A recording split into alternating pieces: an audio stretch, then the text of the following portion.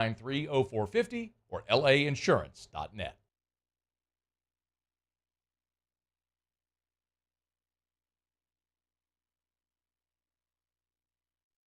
This is SportsCenter. More changes in New York. I'm Chris Smith. On his second full day on the job, Jets interim coach Jeff Ulbrich demoted offensive coordinator Nathaniel Hackett and is giving the play-calling duties to passing game coordinator Todd Downing. And the move did not come as a shock to ESPN host Chris Carlin. Am I surprised that this is the case? Absolutely not. They can't sell the idea of Nathaniel Hackett publicly being the offensive coordinator at this point. But for me, right now, all of this now just falls in the lap of the quarterback, as if it wasn't already, but even more so now, publicly, he will be the one to point to and give the success to if they win and make the playoffs, and blame if they don't. Heard on ESPN Radio's Carlin versus Joe. One of the main reasons Aaron Rodgers wanted to be traded to the Jets last year was his close relationship with Hackett, but Ulbrich said he discussed it with the four-time MVP. On the baseball for a pair of ALDS Game 4s on ESPN Radio. First, the Tigers and Guardians at 5:30 Eastern, followed by the Yankees and Royals at 7:30 Eastern. Detroit and New York advanced to the championship series with a victory. Why pay more for a great shave? Choose Barbasol, America's #1 brand of shaving cream. Barbasol's thick and rich lather gives you a close, comfortable shave for just half the price of gels. Barbasol.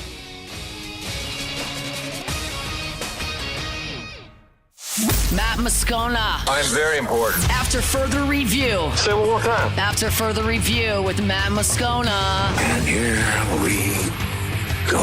Live from the Mercedes-Benz of Baton Rouge studio. Let's ride! Go!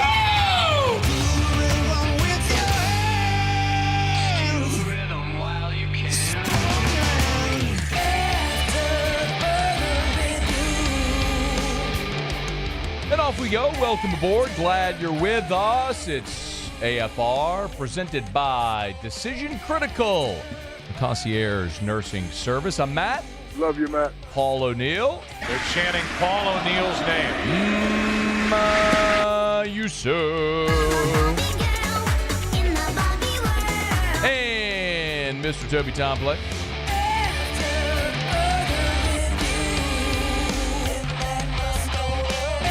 All right, we're here. Glad you are as well. Get out there and make it a good one. Man, we got a ton to do today. A little change up. Mike Triplet 1 hour from right now. Chris Phillips of SEC Unfiltered in hour 3. Neal McCready of Rebel Grove next hour. A ton to do. Let us begin as we do every single day.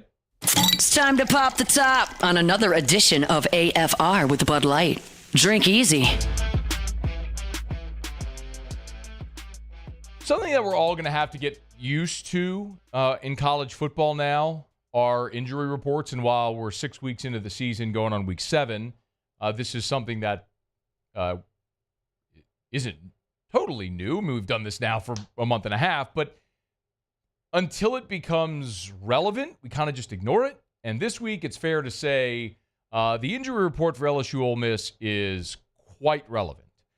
We are following and will continue to follow the Ole Miss injuries. One giant name in particular that we've pointed out from the beginning and will continue to do so, and that is wide receiver Trey Harris. We've talked about him. He's their best guy, 52 catches on the season through 6 games, and he left with a pretty gnarly ankle injury against South Carolina. He's officially listed as questionable. So are Princely Umanmielen, Lewis Moore, J.J. Pegues, the big defensive tackle. Several players are doubtful, including offensive lineman Jeremy James, Michael Pettis, another offensive lineman, Reese McIntyre, offensive lineman are listed as probable, but they have been banged up. And it underscores the thing that we've talked about here since the summer, which is not just who you play, but when and where you play him, and why I liked LSU in this spot because of where it fell on the schedule. Ole Miss, 7 consecutive week. This will be their 7th consecutive game. 3 consecutive SEC games, back-to-back road conference games, and they are a banged-up team. Now, LSU is coming off the bye.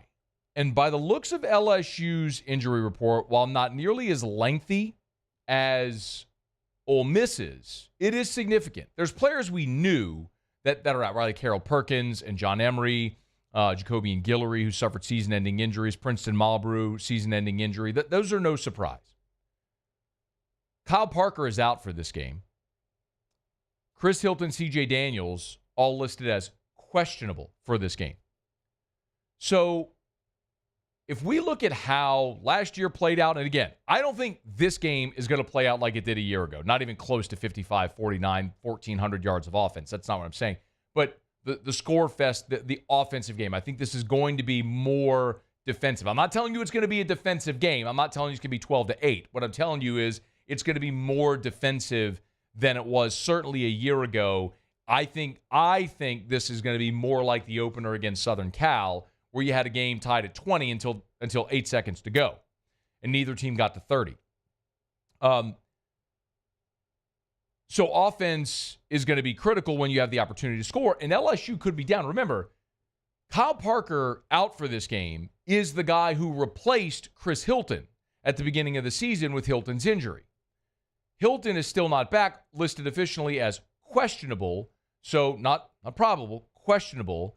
And CJ Daniels with the knee injury, also questionable. Now, you haven't had Hilton at all this year, but Daniels has 20 receptions through 5 games. We've talked about him being sort of a security blanket of sorts for Garrett Nussmeier.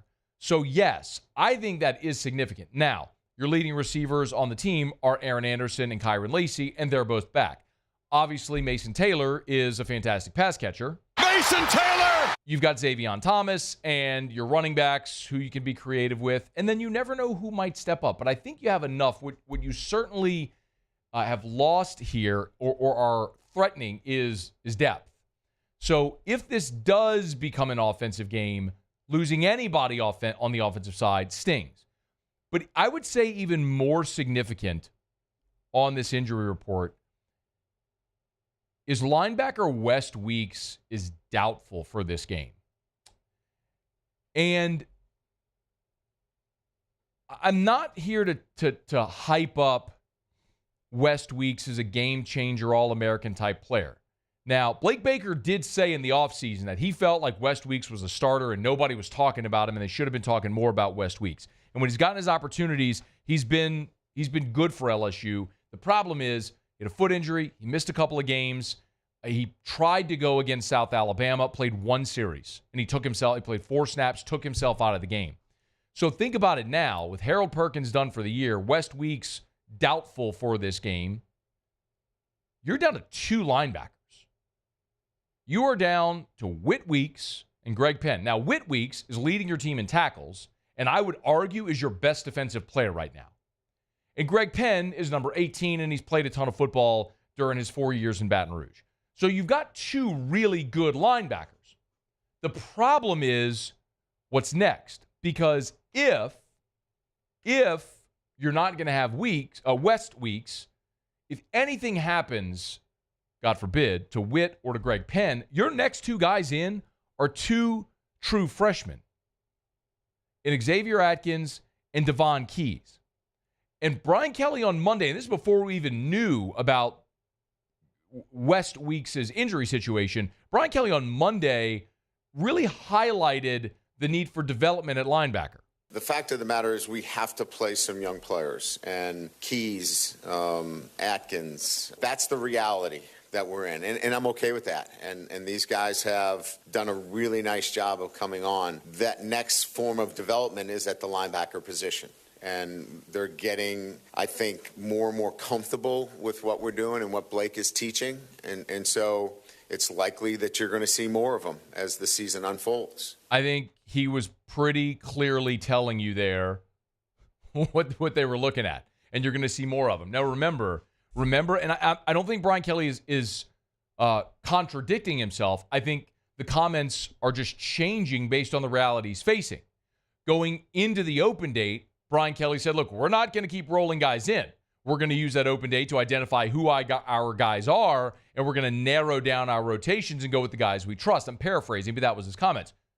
Now he's telling you you're going to see more and more of these linebackers. Well, the reason is how thin you are. Like, it is unrealistic to think that Whit Weeks and Greg Penn are going to go play every defensive snap for you the rest of the way. So you are going to need those 2 guys, those 2 young guys, to step up, because even if when you do get West Weeks back, you're still going to be looking at a situation where you got to have more than 3.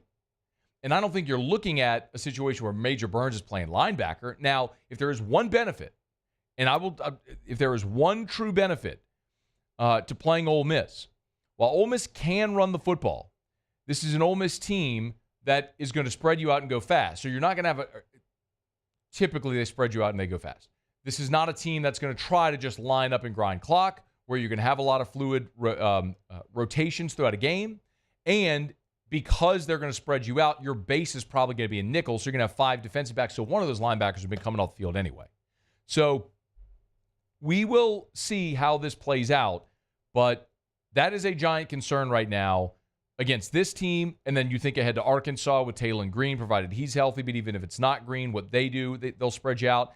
And even as you go down the line, Alabama with Jalen Milroe, or Texas A&M, Wegman gives you a different look, obviously, than Marcel Reed does. Wegman isn't as big of a threat to run and what they do offensively. But beyond that, to Florida with Billy Napier's offense, obviously Diego Pavia and Vanderbilt will spread you out and run it and throw it. And then Oklahoma. So you're not going to see a lot of offenses that are going to necessitate that Buffalo package that Brian Kelly has talked about, where you're going to have the 3 true inside linebackers. So in that respect, it does benefit you. But if teams know you're thin in the middle, do they try to test you there? It's something to watch this weekend. So LSU coming off the bye, clearly, while we knew about the season-ending injuries, clearly a time where they needed that rest. And even with it, you still have some guys that are out or are questionable for this weekend against Ole Miss. All right, it's After Further Review. Show Open Every Day is brought to you by our friends at Bud Light. Drink easy with the great taste of Bud Light. Our friends at Mockler Beverage have, I told you this, have ponied up a pair of tickets for LSU-Ole Miss. Y'all, this is going to be a tough ticket now, man. The game is a hard sellout, and people are really excited about it. And our friends over at Mockler Beverage and Bud Light, the official beer of the LSU Tigers, are giving us a pair of tickets to give away. We'll announce the winner on AFR tomorrow, Friday. If you want to win, go to 1045ESPN.com. No purchase necessary. It's this easy. Just go to 1045ESPN.com. You'll see the graphic right there on the homepage, how you can enter to win. You just fill out the email, fill out the form right there. We'll announce the winner on AFR on Friday. Courtesy of our friends at Mockler Beverage and Bud Light. Drink easy with the official beer of the LSU Tigers, Bud Light. All right, it's After Further Review. Y'all, we'll knock out a quick break. Darin Tietgen will be with us for our Fantasy Blitz in 30 minutes from right now. Again, Mike Triplet to start hour number 2. Mike moving up from his usual hour 3 spot today. His son is a cross-country meet, so we're just going to bump him up in the show a little bit. So love, look, go do your dad stuff, man. We love it. So we'll have Mike with us here a little less than an hour from right now. Speaking of the Saints, we're back on the practice field. We're waiting on an official injury report there, but there was some really good news for the New Orleans Saints as they hit the practice field today. We'll get to that next. It's AFR. AFR. Hey, check out our friends over at Action Industries. If you've been around since 1982, 42 years right here in the greater Baton Rouge area, servicing the industrial petrochemical industries. Look, they have those 2 turnarounds I've been telling you about. It's turnaround season. Y'all know that. And they're still hiring. So if you're interested, welders, pipe fitters, crane operators, boiler makers, if that's you, someone you know, let them know. Action Industries wants to talk to them. So they're hiring for these turnarounds, about a month long, 4 to 5 week turnarounds, 7/12s, and they're looking for about 100 to 120 people. So you can apply online or in person. Online, actionindinc.com. That's actionindinc.com, Action Industries Incorporated. Or apply in person at their Highway 30 office in Geisinger. Just go in, ask for Zach. You can apply there. It's Action Industries, proud partner of LSU Athletics.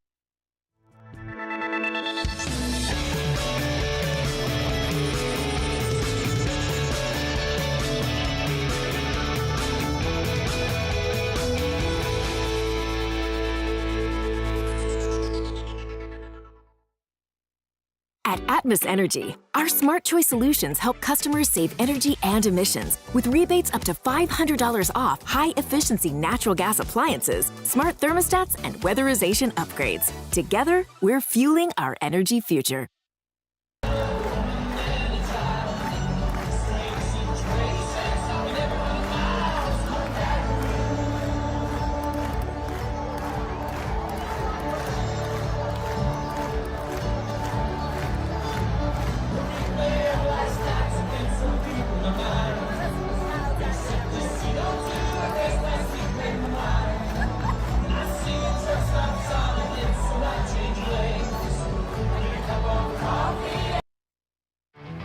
There it is, the extra mile, on the border of expected and extraordinary for those willing to go further, like vans customized for work or play, with safety and tech to keep you connected, supported by a 5-star sales, service, and finance team, and backed by the 1-star you know. So go the extra mile. It's never crowded, because so few have what it takes to go there. Mercedes-Benz Vans. Jerry and Benny Payne began Central Plumbing Company out of their driveway in Tanglewood subdivision. 50 years later and 4 generations down the road, we continue to serve Baton Rouge and the surrounding areas for all of their plumbing needs. Residential, commercial, industrial, or hospitality, Central Plumbing is here 24/7, 365.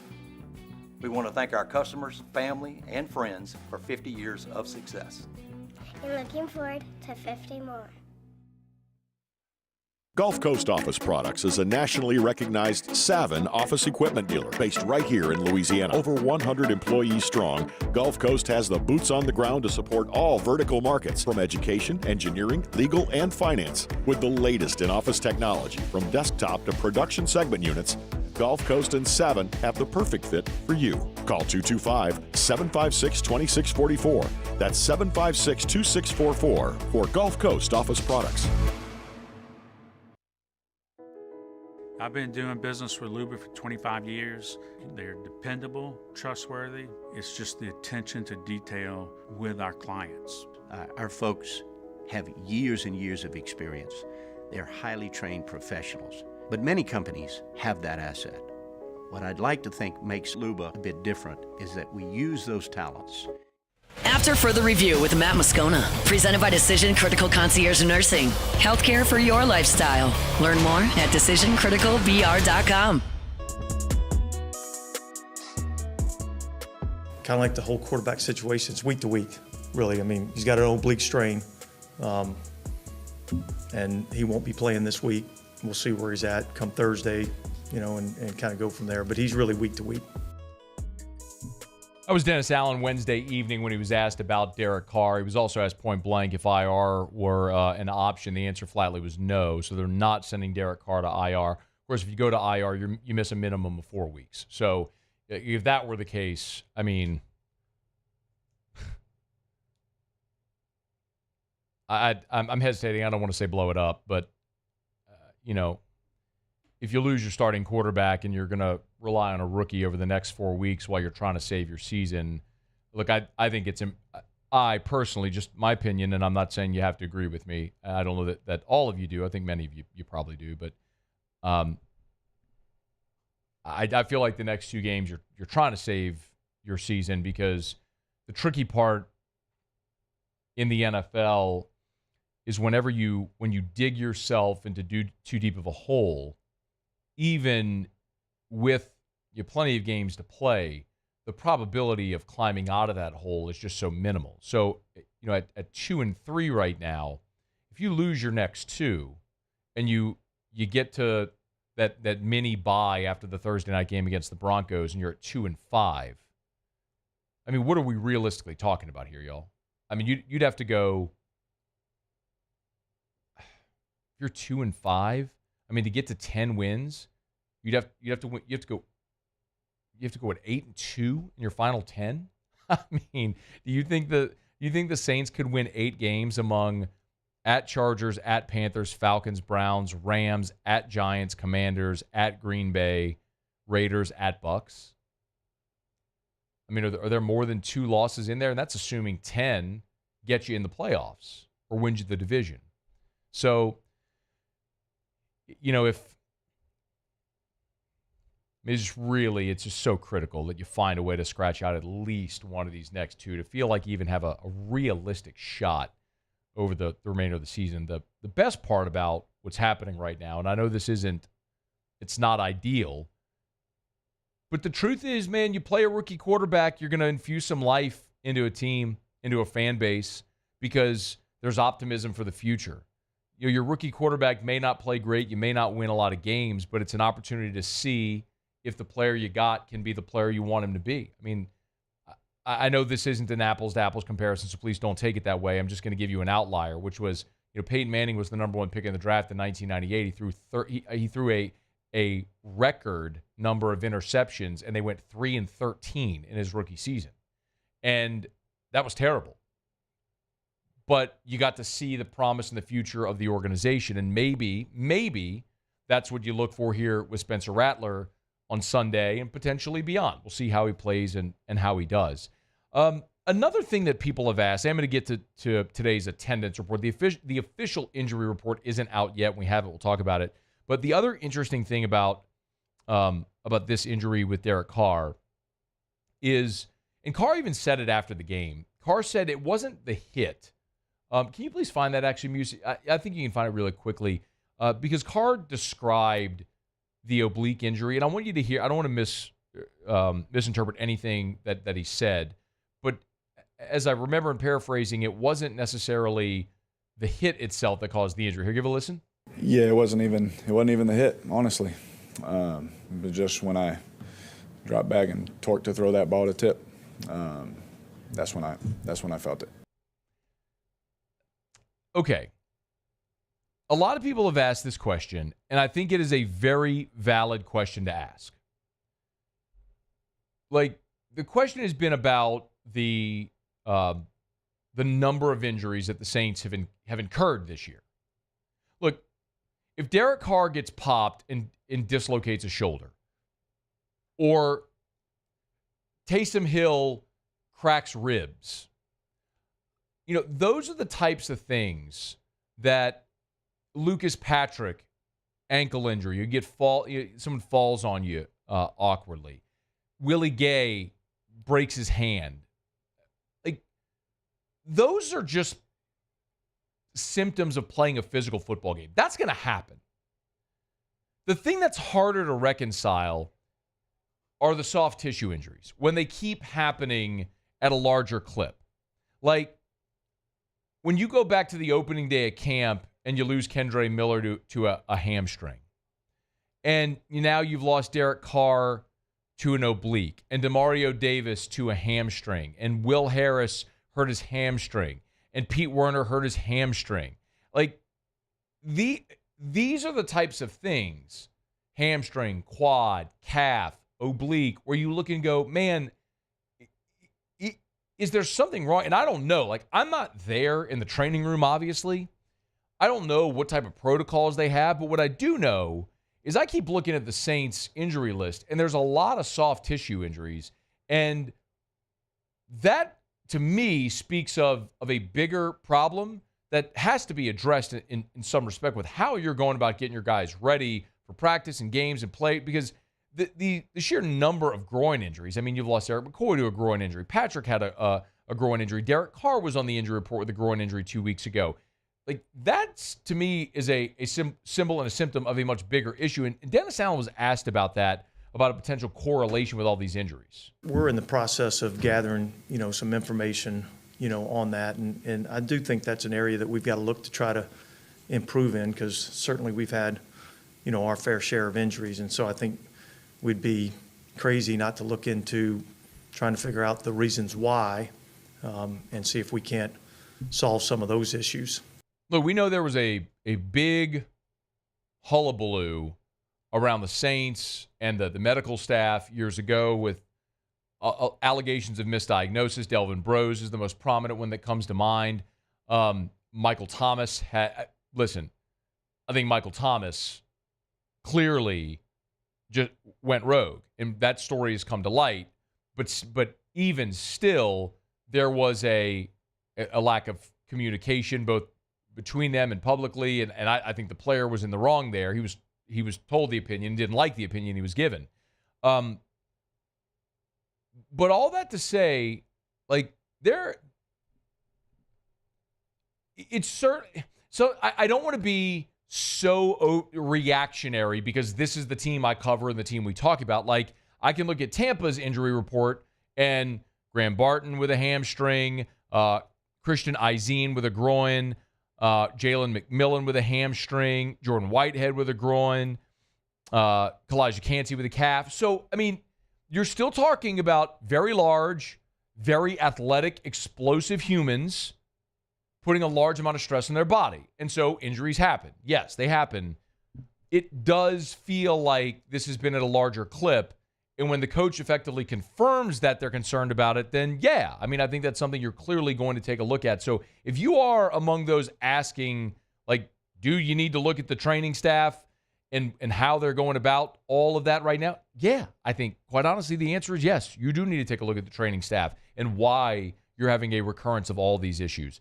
If you go over to LouisianaSports.net, our guy Ross Jackson was at practice today. He does have the attendance report. Again, this isn't the injury report. Those are the official designations, but the attendance report is up. And the good news is that Alvin Kamara was back at practice today. So Kamara and Peyton Turner both returned. Those that were not present, Derek Carr, Will Harris, Taysom Hill, Pete Werner, Cesar Ruiz, Lucas Patrick. The good news is none of those guys are actually like impactful guys, right? It's not like those are starters or anything. Sheesh. Carr, Taysom, Werner, Ruiz, Lucas Patrick. My goodness. Rashid Shaheed also left early with a he's been listed with a hand injury designation. So we'll follow and see how this may all transpire. Again, a quick turnaround for New Orleans from Monday to Sunday, and then another quick turnaround playing on Thursday. The back-to-back short weeks is brutal for a team that is really banged up at a time where you're just at this pivotal juncture in your season. But we'll continue to see how it all plays out. All right, we're brought to you by Evamore. Drink Evamore, EVAMOR, a better form of hydration. Look, when you're walking down the aisle at the grocery store or at that convenience store, make sure you reach for Evamore. Very grateful to everybody who has bought it, tried it, taken pictures, sent them to me, posted them on Facebook and Instagram and Twitter.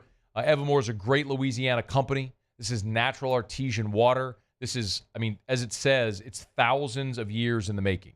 I mean, this is water that slowly filters through this ancient underground aquifer to give you this amazing alkaline source, a pH range of 8.8 to 9.1. This is smooth, light, and refreshing. It tastes great, and it's just a healthier option. It's Evamore, and it's a Louisiana product. EVAMOR, Evamore.com, available at great local retailers. I like to take a sip. Evamore.com. Okay, y'all.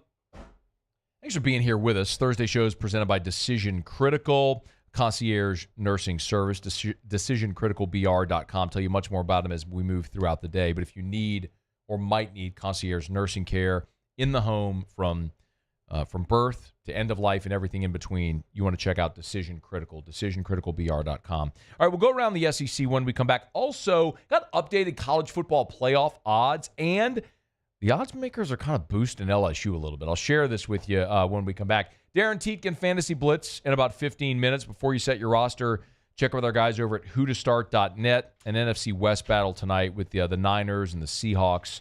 So we'll see who Darin's got there on the docket. And then obviously, what does it mean for Saints? And if you play fantasy football and you got Saints players with Derek Carr out, Carr's your quarterback, or you got Saints offensive weapons. What does it mean with Spencer Rattler starting? We'll get to all that with Darin Tietgen again about 15 minutes from right now. Okay, let me knock out a quick break, come back and go around the SEC. It's AFR. AFR.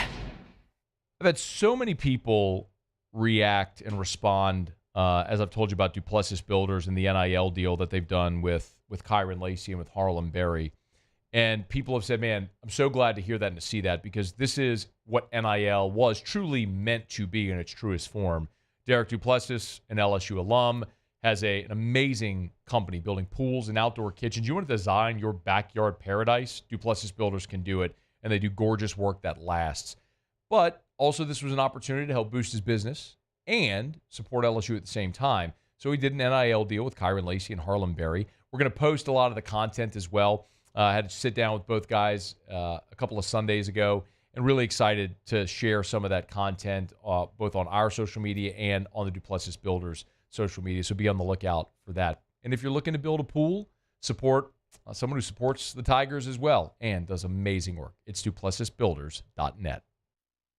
Bayou Ford has the new inventory to get you in a new Ford truck or SUV today, or customize your next vehicle just the way you want it. All new Bayou Ford vehicles come with a 1 million mile powertrain warranty. The crew at Bayou Ford is going to do right by you. Breck teamed up to reimagine your parks, and you imagined big. With your help, we went to work, creating 12 beautiful community parks across the parish. A family-sized water park, miles and miles of trails, and parks just for your dogs. There are more places to splash, to explore, to run wild, and even soar. You imagined, we delivered. Gold. Brack, your #1 park system in the nation. It's an everyday thing here. We work horses in the mornings and we work on the property during the day, and without these John Deere tractors, it'd almost be impossible to keep up with the place. I've dealt with some of the other colors and stuff, and I never really got the response back that I get from John Deere, We really enjoy dealing with Sunshine. They're good people. They always check on us and make sure our equipment's running, and we love them. Flip the switch and learn more about what it means to be powered by Sunshine at sunequip.com.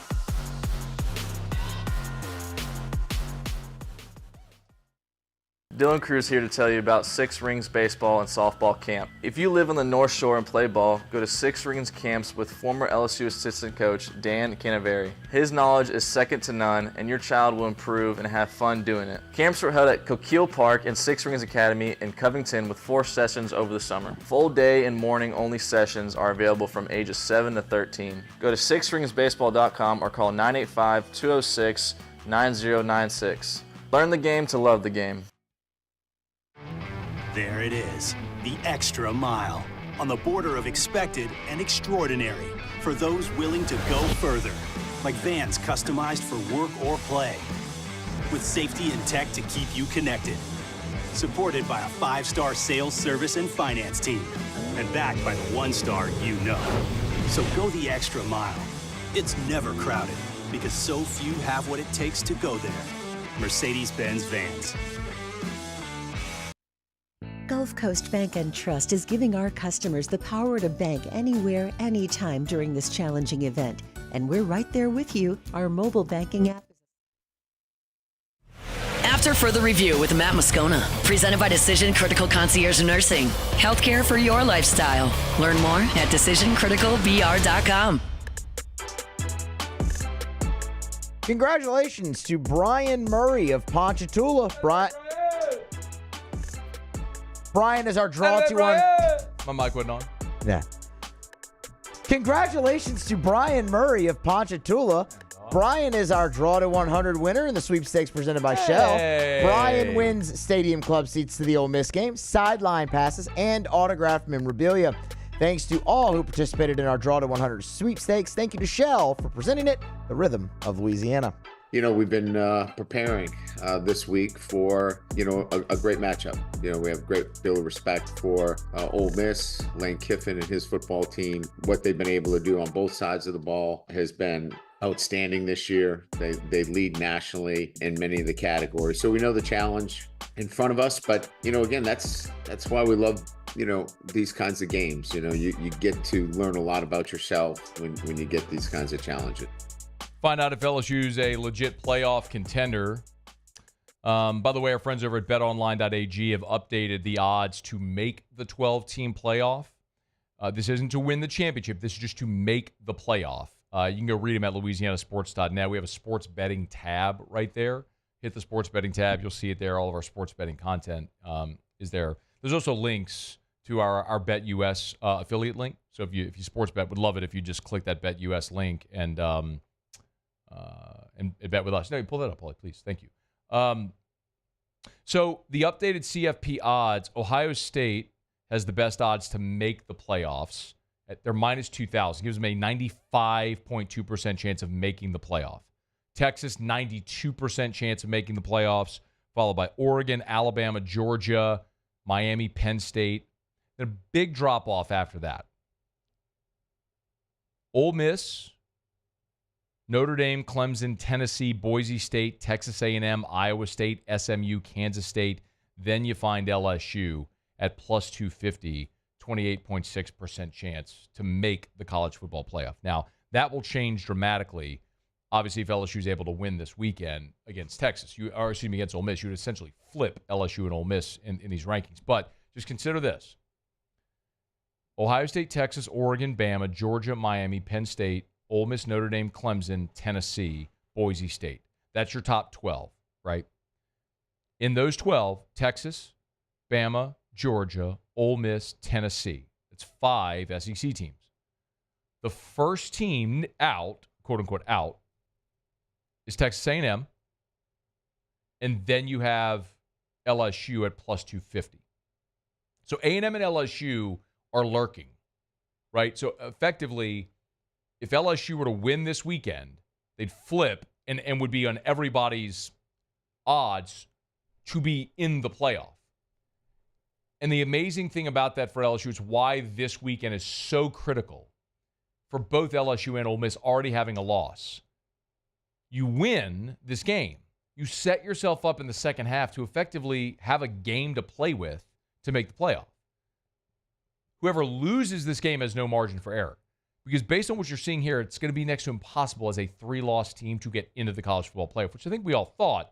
But the other thing here is, what this is telling you is being 10-2 doesn't guarantee you anything as far as being in a playoff, which many thought was the case. We pushed back against over the summer. We're all playing this out. But to see LSU right there lurking, still even after the SC loss, and then being an underdog at home this weekend against Ole Miss, to still be at plus 250 with a 28% chance of making the playoffs still seems like really good odds right now for LSU. It's all going to come down to what happens this Saturday in Tiger Stadium. Of course, encourage you to go check out all our content at louisianasports.net. All right, show's brought to you by South Point Volkswagen, southpointvw.com. New and certified pre-owned in Baton Rouge and online at southpointvw.com, southpointvw.com. Thinking about buying a vehicle, make sure you put Volkswagen on your list. The great German engineering without the cost.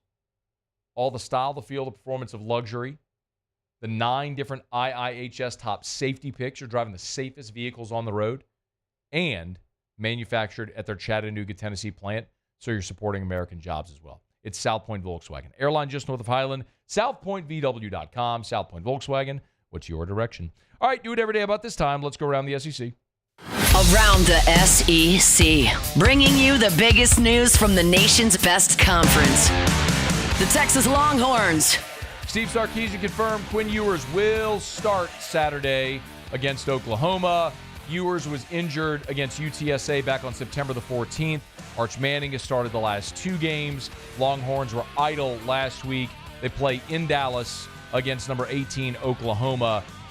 Always been a competitive game. We'll see if Ewers coming back allows Texas as a 2-touchdown favorite to outpace the Sooners.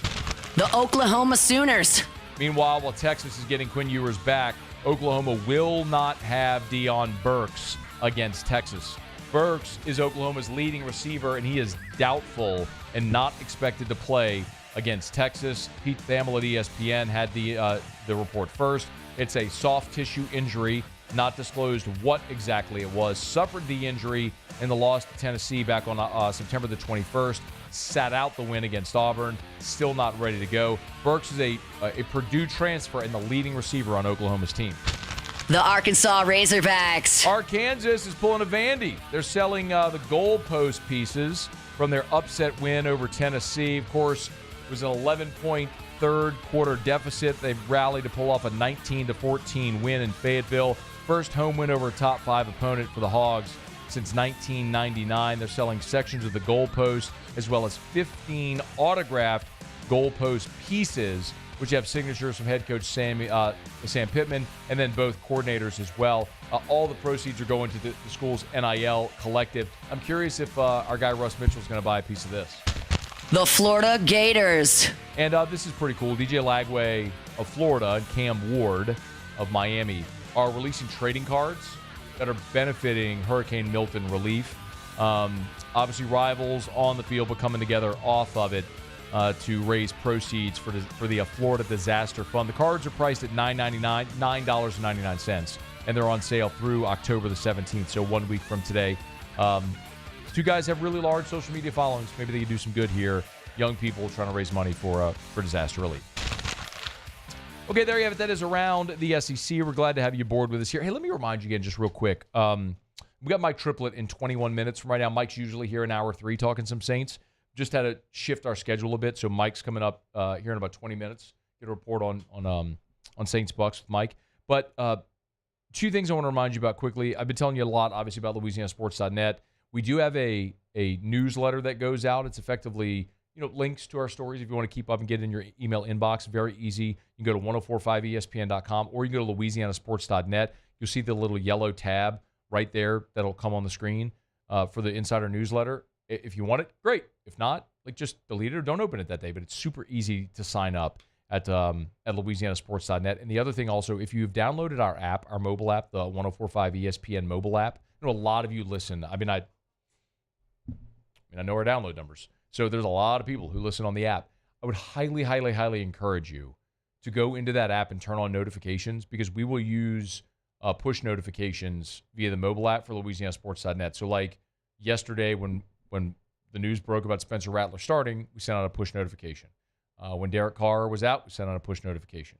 When we got worried about Caden Durham's injury, we sent out a push notification. So anyway, the point being, if you want to stay up to date with all your local news, go into the 1045 ESPN app, turn on your notifications, and please go to LouisianaSports.net and sign up for the newsletter. We'd love to stay connected there. And just sincerely thank you to everybody who has supported us here in the first 6 weeks or so of LouisianaSports.net. It's been very humbling. We've exceeded every single projection and expectation we had through 6 weeks, and we're just getting started. So thank you so much to everybody who's read and continued to support. Okay, it's after further review. NFL Week 6 gets kicked off tonight. NFC West battle. It'll be the Seahawks and the Niners. Before you set your fantasy football roster, check with our guys at whotostart.net. Darin Tietgen, your fantasy blitz is coming up next, so get your personalized fantasy football questions in. We've been doing this for 15 years. Y'all know the drill. Email us, tweet us, text us in the 225-396-4400, 396-4400, or you get your questions in the Bayou Ford YouTube chat on the Watch 1045 ESPN YouTube channel. Our fantasy blitz is next. AFR.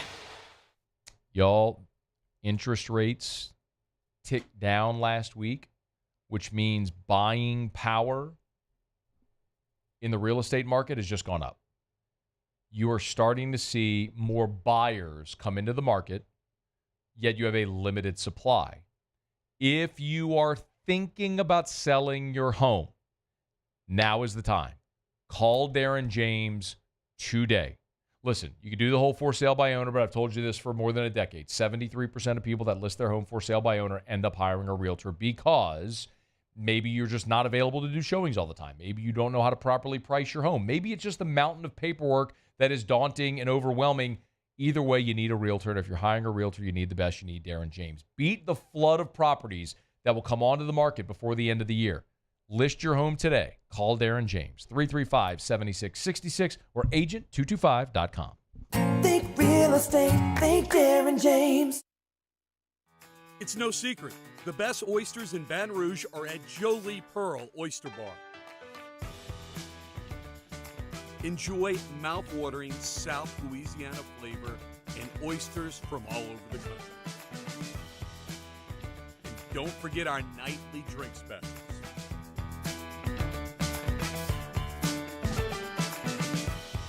Jolie Pearl Oyster Bar, located in downtown Baton Rouge. Bayou Chrysler Dodge Jeep Ram has back-to-school savings like $16,000 off 25 Ram 1500 trucks. We're open for business in our beautiful new showroom and taking $16,000 off. All new Bayou vehicles come with a complimentary extended warranty. The crew at Bayou Automotive is going to do right by you. Electricity is all around us, and our families depend on it.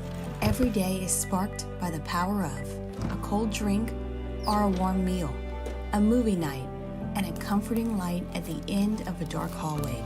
From sunrise to sunset, playtime to bedtime, our team is ready to take care of your electrical needs. Even in the case of an after-hours emergency, the light in your life shines brighter with Mr. Electric. Hey, it's Matt Moscona. For years, you've heard me tell you about Insurance Network of Louisiana, helping you find better coverage for less money. But it's not just for your home and auto. They also offer commercial properties, so retail stores, professional offices like doctors, dentists, attorneys, clothing boutiques. Insurance Network of Louisiana can find you better coverage for less money. They service the entire state of Louisiana, and they're local. So call today at 293-0450 or lainsurance.net. There it is, the extra mile, on the border of expected and extraordinary for those willing to go further, like vans customized for work or play, with safety and tech to keep you connected, supported by a 5-star sales, service, and finance team, and backed by the 1-star you know. So go the extra mile. It's never crowded, because so few have what it takes to go there. Mercedes-Benz Vans. Jerry and Benny Payne began Central Plumbing Company out of their driveway in Tanglewood subdivision. 50 years later and 4 generations down the road, we continue to serve Baton Rouge and the surrounding areas for all of their plumbing needs. Residential, commercial, industrial, or hospitality, Central Plumbing is here 24/7, 365. We want to thank our customers, family, and friends for 50 years of success. And looking forward to 50 more. At Relief Windows, we're more than windows. We're windows, doors, hardy plank, and vinyl siding. But our #1 product is always customer satisfaction. After further review with Matt Moscona, presented by Decision Critical Concierge Nursing. Healthcare for your lifestyle. Learn more at decisioncriticalbr.com. After further review, this is the Fantasy Football Blitz. Do you know who I am? Powered by whotostart.net. Who the hell are you? Whotostart.net. The Fantasy Football Blitz. This is the Fantasy Football Blitz. Powered by whotostart.net. All right, let's get it. Week 6 in the NFL kicks off tonight. NFC West battle. Niners, Seahawks. Before you set your fantasy football roster, check with our guy Darin, Tietgen, and the good people over at whotostart.net. That's the numeral 2, whotostart.net. Darin, how are you, man? Hey, I'm doing good. It looks like another pretty good Thursday night matchup for us. Let's hope so, man. You remember the days when Thursday Night Football used to be a total dud, just snooze fest? They've actually managed to get some pretty decent games here the past couple of years, which is exciting. We do have teams on bye as well, so it's getting a little more interesting where we're talking about players that won't be available and needing sleepers and all that. But let's just start with tonight's ball game first. A Niners Seahawks, who we keeping an eye on? Yeah, I don't want to say this is like a start 'em if you got 'em type situation, but both offenses could definitely move the ball. Despite having, the Niners having a good defense, you're still going to start Geno Smith. You're still going to start Brock Purdy. The running backs, Kenneth Walker and Jordan Mason, obviously definitely both startable.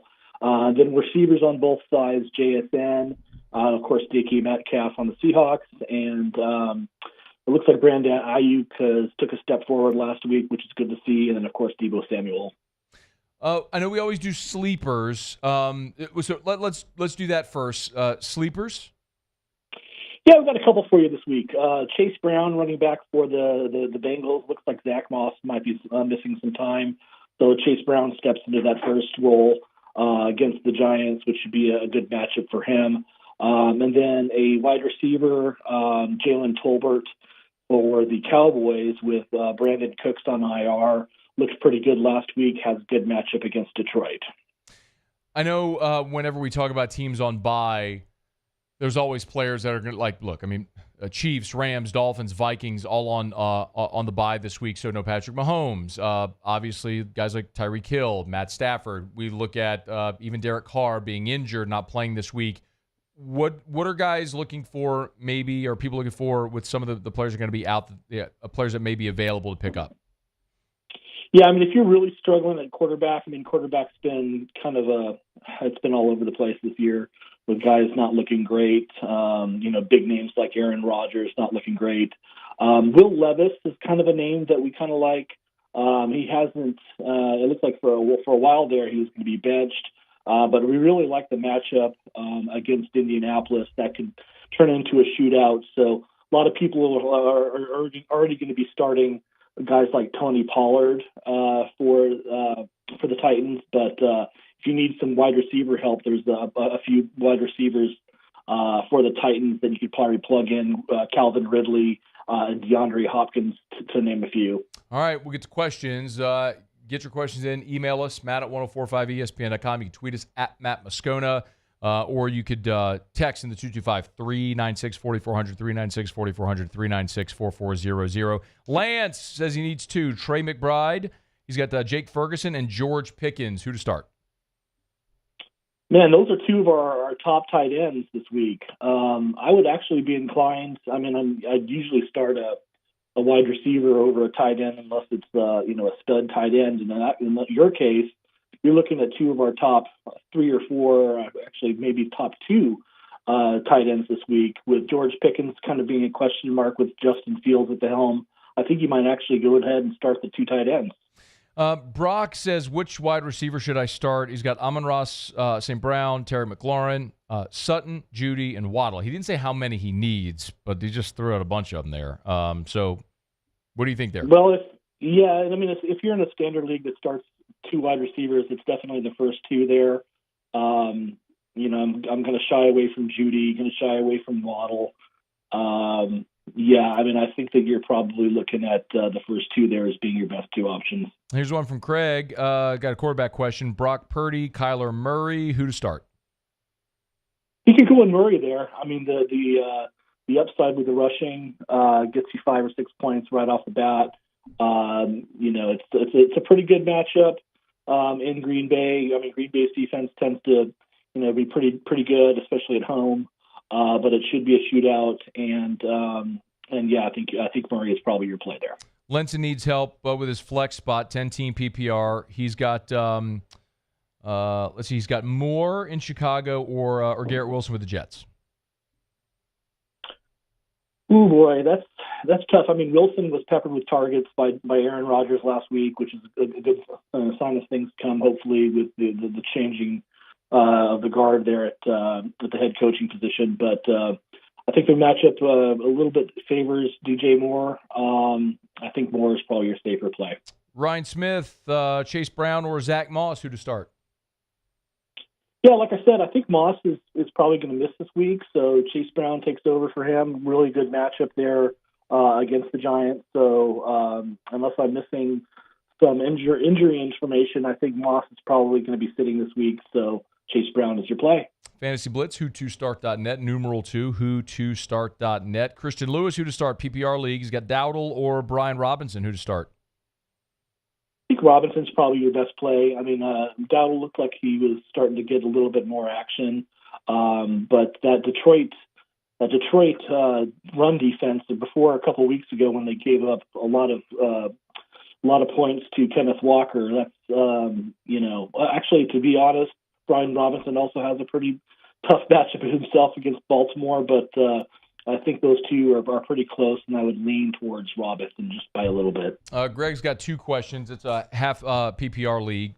He's got Darnell Mooney or Josh Downs, and then Baker Mayfield or C.J. Stroud. Who to start? Yeah, I'm definitely going to go with Mooney. He's been hot. Was obviously super hot last week. And then on the other side, sorry, I missed it was it was Baker or C.J. Stroud.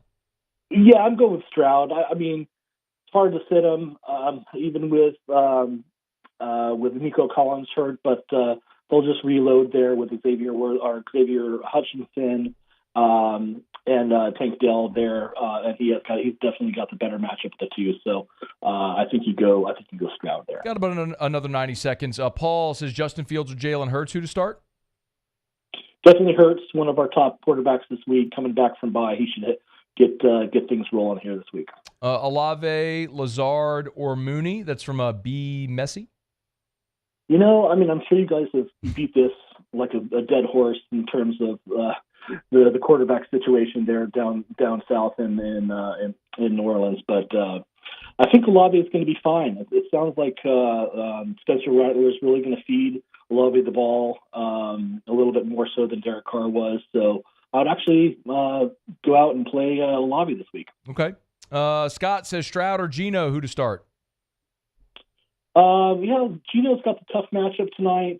Don't really. Sometimes these Thursday games could be a little squirrely. I think you might want to sit Smith against that tough Niners defense and go the other way. Last one from Daryl: Najee Harris or J.K. Dobbins, who to start? Yeah, I like Dobbins a lot this week. Denver's got a tough D, but it's really more their their pass defense that's really tough.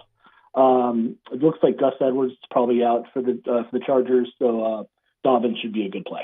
He is Darin Tietgen, who2start.net. Personalized fantasy football advice. Get your questions in over at who2start.net. Thanks, D, as always. Enjoy the football, man. All right, thanks. You too. Be well. We're brought to you by Lee Michaels Fine Jewelry, lmfj.com, lmfj.com. For Lee Michaels Fine Jewelry. Gents, if you're thinking of popping the question here as we get closer to the holidays, Christmas time is a great time to do just that. Make sure you pop in and see our friends over at Lee Michaels Fine Jewelry, where they specialize in the Lee Michaels experience. Buying a diamond that's going to last forever should feel like a special occasion. Lee Michaels, they're experts at that. lmfj.com for Lee Michaels Fine Jewelry. 9 locations in all. Tell them Matt sent you in. Thrill her with a gift in the red box from Lee Michaels Fine Jewelry. Okay, y'all, SportsCenter's coming up. Mike Triplet coming up right after the break. It's AFR. AFR. We'll get to Mike Triplet coming up after SportsCenter. Neal McCready from Rebel Grove gets your thumbnail preview of the Ole Miss Rebels as well, so a lot to do next hour. We are brought to you by Optimize, GeneratorPeople.com, GeneratorPeople.com. As just absolutely awful as it is watching what Hurricane Milton has done there in Florida, it's a reminder for all of us that this is the time to prepare for power outages before the storm comes. Because once the storm is in the Gulf, it's too late. If you're thinking about a Generac automatic home standby generator, there's one call to make. It's Optimize. They are the generator people. Optimize is Louisiana's #1 Generac dealer. Nobody sells more Generacs in the state of Louisiana than Optimize. 4 physical locations so they can dispatch their crews to service the entire 1012 corridor from Lake Charles to Slidell and everywhere in between. If you're thinking about a generator, you want the generator people. So go to GeneratorPeople.com.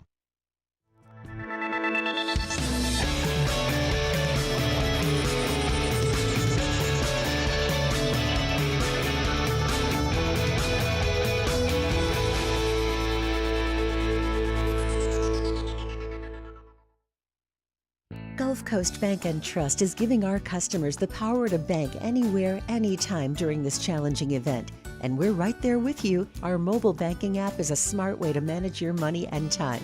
Gulf Coast Bank and Trust, the bank that cares about you.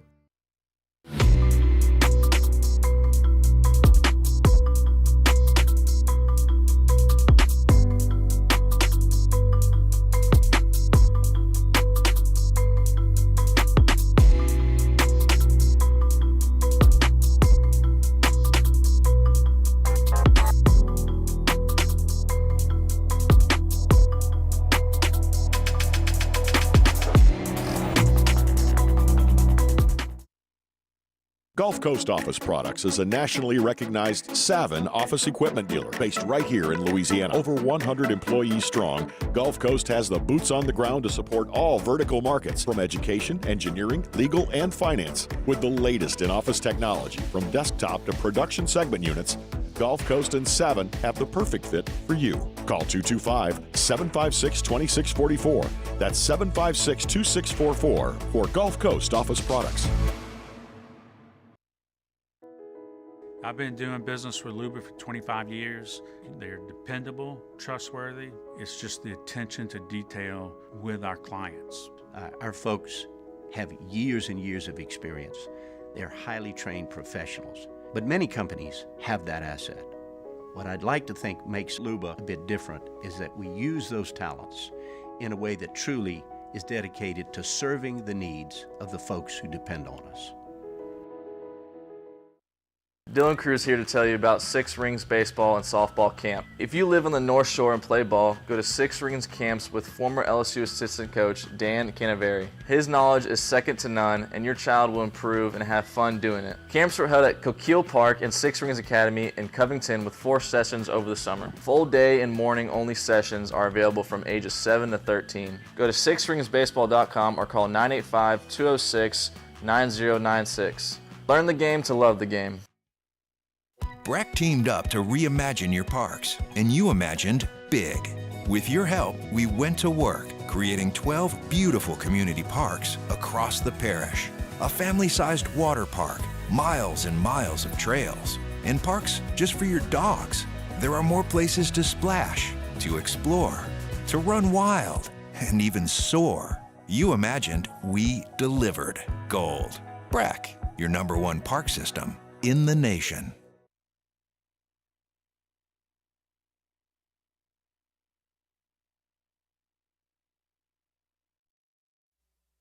This is SportsCenter.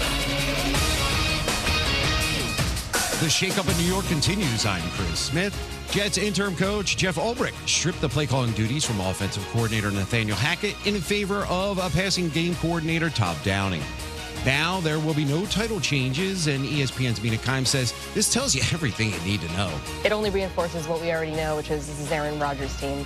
Yeah. He is, regardless of what he says, very much in control of everything that happens. And that's why I'm sort of skeptical that this play calling change is going to solve things for the Jets. It's entirely possible that he improves upon Nathaniel Hackett in terms of sequencing, maybe some of the game day execution stuff, game planning for opponents, sure. But the offense is going to be the same.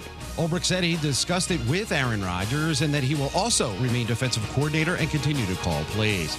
On to baseball for a pair of crucial Game 4s in the ALDS. The Tigers will have their first chance to advance to the championship series since 2013 when they take on the Guardians in 30 minutes on ESPN Radio, followed by the Yankees, who look to finish off the Royals at 7:30 Eastern. And three-time NBA champion Danny Green says he is retiring from basketball after 15 Why pay more seasons. for a great shave? Choose Barbasol, America's #1 brand of shaving cream. Barbasol's thick and rich lather gives you a close, comfortable shave for just half the price of gels. Barbasol.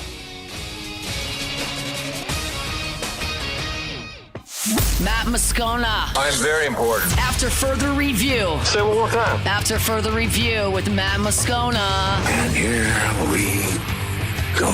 Live from the Mercedes-Benz of Baton Rouge studio. That's right.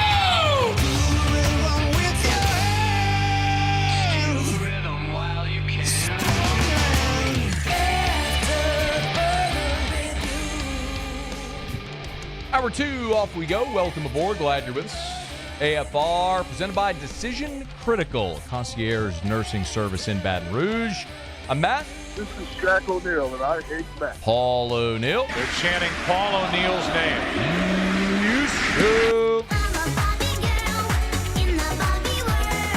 And Mr. Toby Tomblake.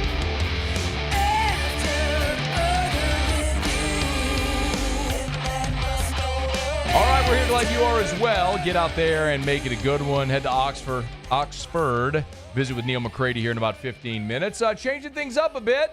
Talk some hoot out with Mike Triplet. Mike! Yeah? New Orleans Saints coverage with some Mad Libs mixed in. Why don't you just go by Mike? It's time to talk black and gold with Mike Triplet of New Orleans Football. Presented by Benny's Car Wash. Family owned and operated since 1951. Mike, we appreciate it as always. How are you? Doing well. Thanks for having me. As always, appreciate you being flexible with us here to make it work today. No, thank you for being flexible. I'm happy to do it. Speaking of being flexible, Saints had to be flexible at their quarterback position. Okay, the decision to start Spencer Rattler. How do we feel? I mean, it's the right move to get everyone excited about this game, I think. And I think it's the right move for this team. What struck me is if there were any other factors for deciding who deserves to be backup quarterback, if there's a pecking order, if there's seniority, I don't know if any of those go into deciding who the number 2 quarterback is. This decision is about a team that needs to win a game. And they've got a week to game plan for it, and they're on a 30-game losing streak. And they got to find a way to win one of these 2 games against Tampa Bay or Denver at home. Otherwise, the season might already be lost. So, nothing else matters except for who gives them the best chance to win. And that's why they're picking Spencer Rattler.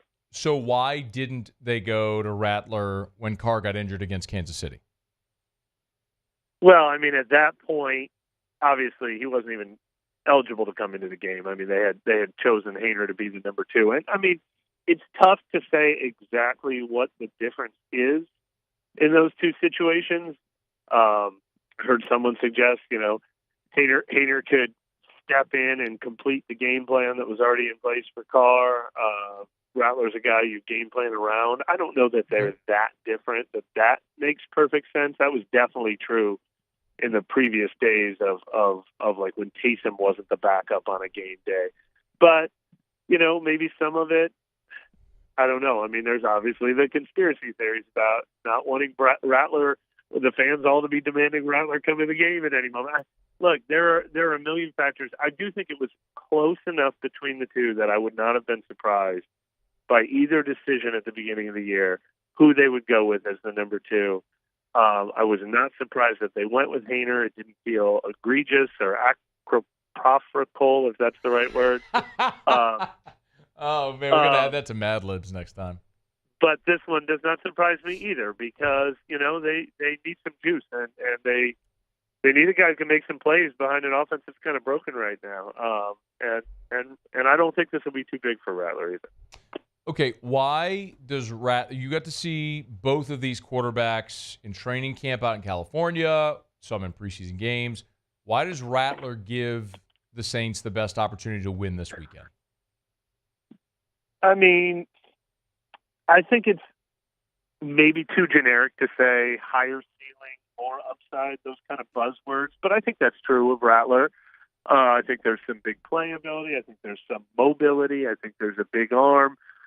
This isn't a caretaker situation. This is a game where you have to outscore the other team. You're going to be under duress. You're going to have to make plays. And there's also, the long-term upside of this is the rookie quarterback you invested in. This coaching staff chose him. They want to see him.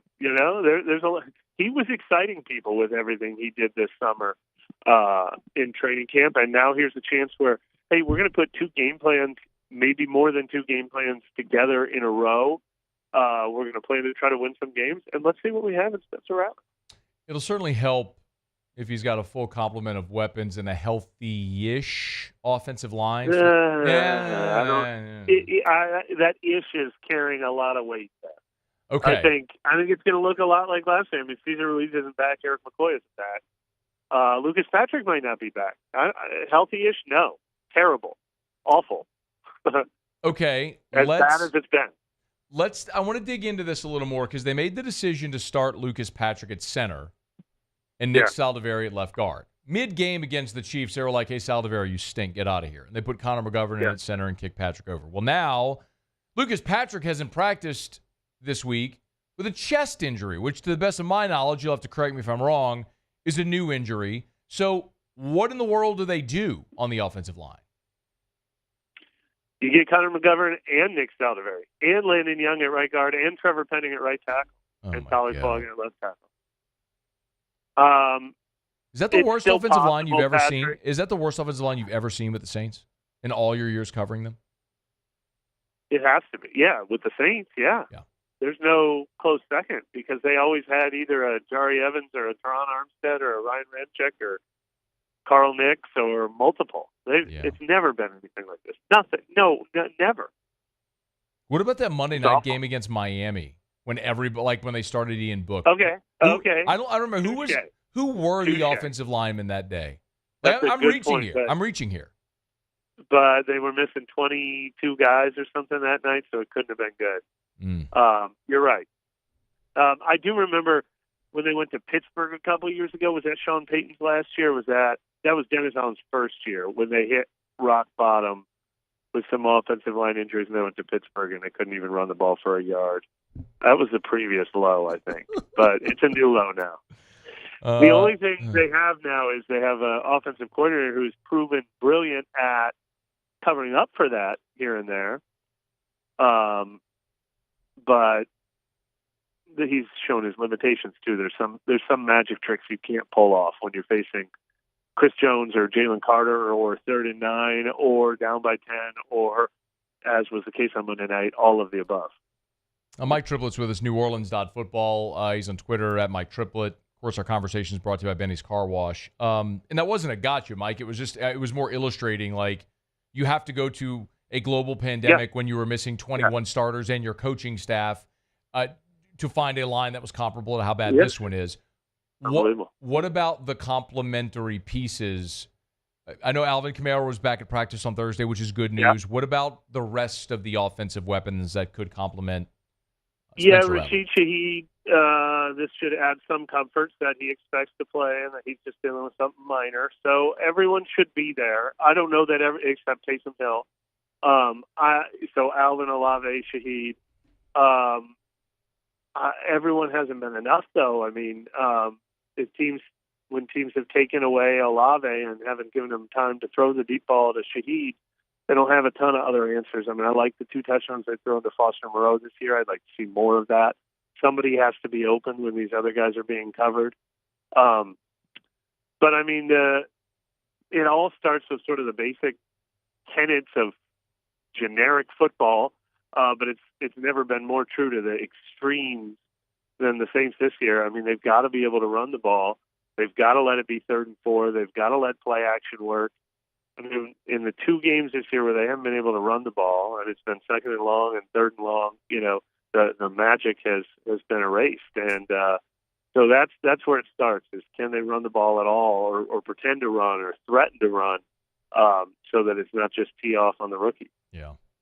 It might have to be one of those games. And look, I will say this. They're not facing the Chiefs this time. Yeah. They're not in Arrowhead against the Chiefs. They're at home in the Superdome against a team that just let Kirk Cousins throw for 500 yards last week. So it could get better.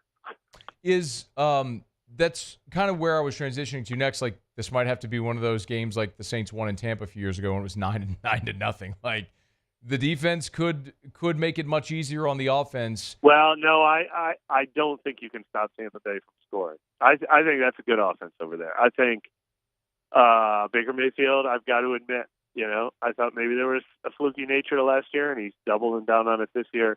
They obviously have good receivers. They're going to score points. I don't think you can win this one 9-0 or 16-13. I think you've got to find a way to score some points. What is the path for New Orleans if they're going to – and I agree with you, Mike. Like, these next 2 weeks, if you lose these next 2 and you're 2-5, I don't see a path to realistically climb out of a 2-5 hole. You got to get one of these. So if it's this weekend, what's the path? The path to winning this weekend? Yeah. I mean, yeah, it's got to be don't do anything. Don't stack the deck against yourself anymore. I mean, it's funny, Joe Woods just said something today, and sometimes these things don't ring true when you're like, that was not a close game. He listed all the things they did wrong. We missed these tackles, we made these errors, we did this, it's not which is uncharacteristic for us. We gave this up, and after 3 quarters, it was 16-13. And I'm like, that it is true. You can be the worst team, and the other team can be better, and you can fight hard and keep games close. But then what you can't do is you can't give up a 65-yard run to Saquon Barkley and a 61-yard catch to Dallas Goedert. You can't get a 50-yard pass interference penalty and a 50-yard pass to Juju Smith-Schuster, and you can't give up a 30-yard pass interference penalty and have Rashid Shaheed drop a punt in the end zone. Like, they've got to win. They've got to win the big game-changing play advantage, and in each of their 3 losses, they lost those big time. Got to find a way to scratch one out, see if they can do it this weekend. You can read about it over at neworleans.football. He's Mike Triplet on Twitter at Mike Triplet. Been good enough to join us here Thursdays for years now. And our chats each week are brought to you by Benny's Car Wash, bennyscarwash.com. Find out about all the Benny's memberships. That's the best, like $15 or $16 a month you'll spend on unlimited car washes, bennyscarwash.com. Mike, we appreciate it as always, man. Have a great rest of your week.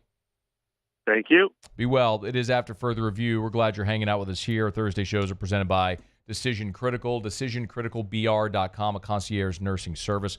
I'm going to enjoy a lot being able to tell you about Decision Critical over the weeks and months. Blazier Rivette, their founder, CEO, was a CV nurse when our son Drew was a baby when we took him home, and Blazier helped care for Drew when he was a baby. And she started this company, and it's all concierge nursing. They come into your home.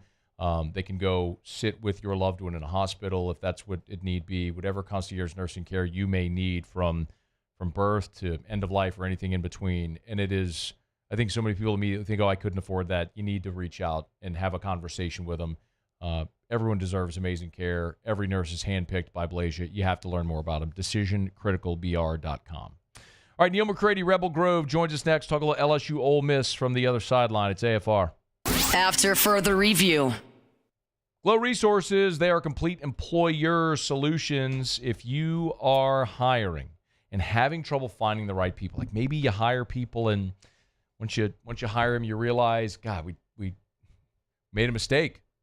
They're not on time. They're not reliable. They're not dependable. They can't physically do the job we need. Whatever the case may be, so many of those issues can be uncovered during the interview process. It's one of the things about Glow Resources that makes them so good at what they do. They'll do 50 interviews a day, roughly 15,000 interviews over the course of a year. They are experts at knowing the right questions to ask and what to look for to vet the people for your job.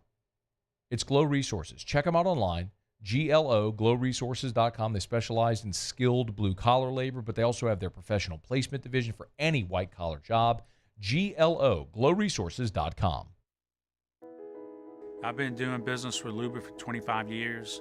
They're dependable, trustworthy. It's just the attention to detail with our clients. Our folks have years and years of experience. They're highly trained professionals, but many companies have that asset. What I'd like to think makes Luba a bit different is that we use those talents in a way that truly is dedicated to serving the needs of the folks who depend on us. When it comes to ending cancer, we push forward, always working together for you. That's why our cancer experts at Ochsner have clinically integrated with MD Anderson Cancer Center. This means advanced cancer care, including access to life-saving clinical trials and integrating care to treat the whole you. Introducing Ochsner MD Anderson Cancer Center. Long live you. It's an everyday thing here. We work horses in the mornings and we work on the property during the day, and without these John Deere tractors, it'd almost be impossible to keep up with the place. I've dealt with some of the other colors and stuff, and I never really got the response back that I get from John Deere, We really enjoy dealing with Sunshine. They're good people. They always check on us and make sure our equipment's running, and we love them. Flip the switch and learn more about what it means to be powered by Sunshine at sunequip.com.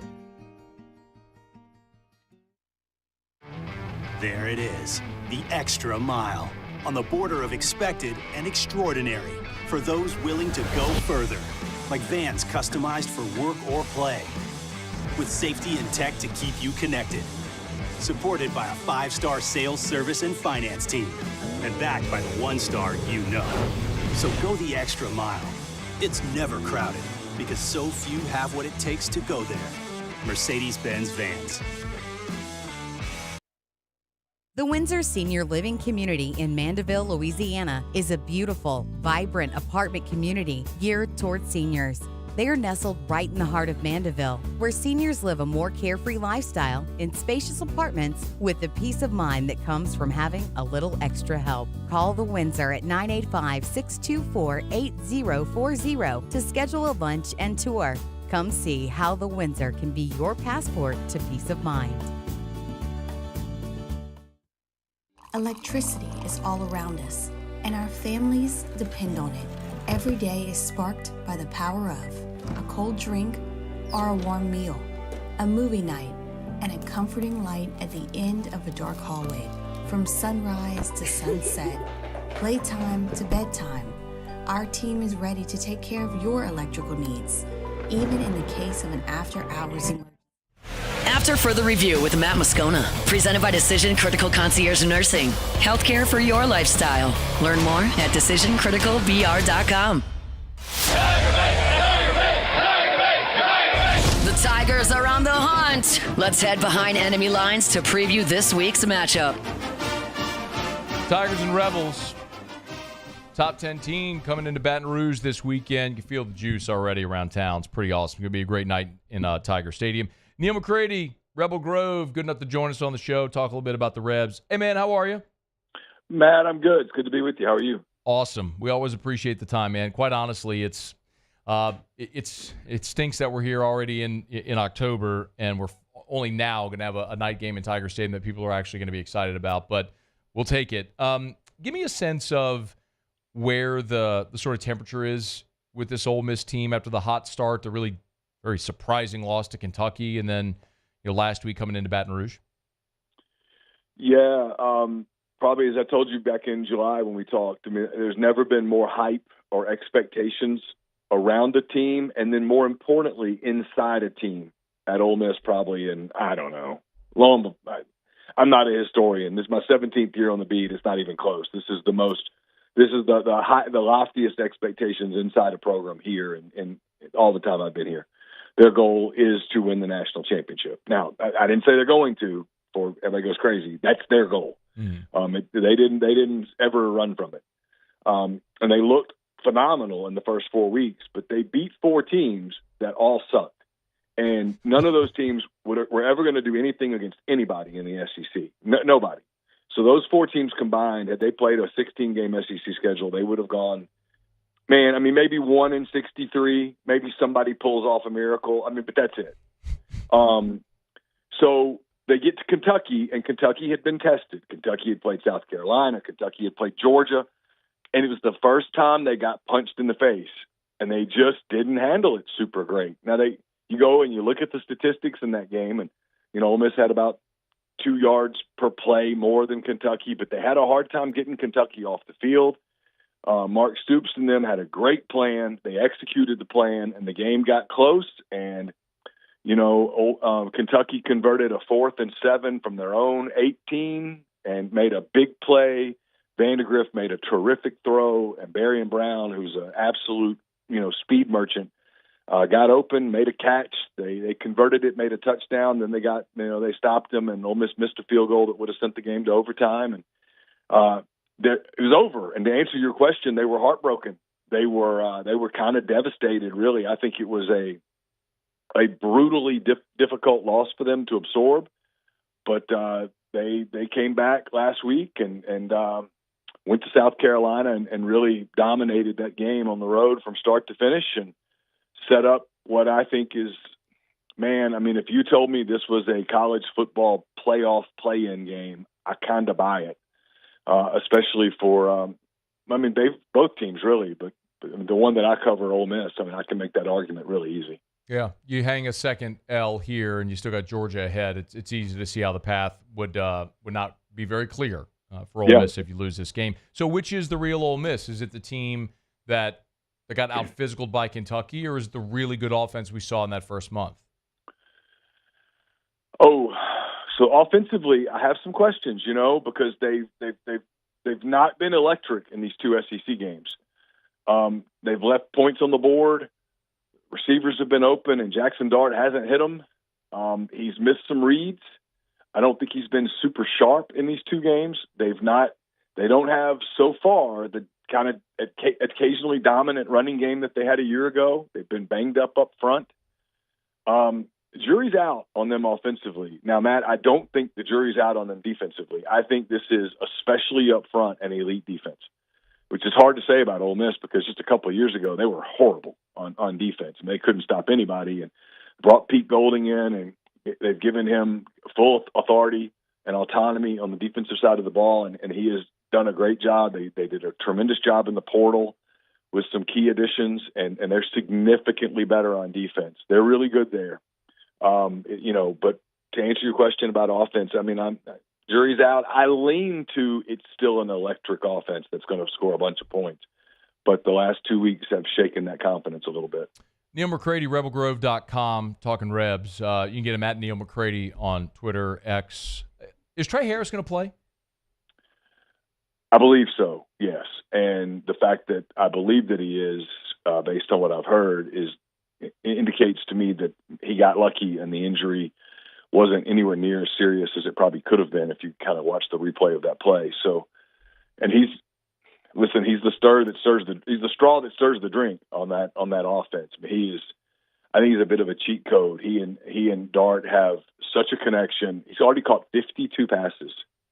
The next leading receiver on Ole Miss's team has 19. That's Caden Lee, the slot receiver. So, Jackson Dart loves throwing the ball to Trey Harris. The offense is in many ways built around throwing the ball to Trey Harris.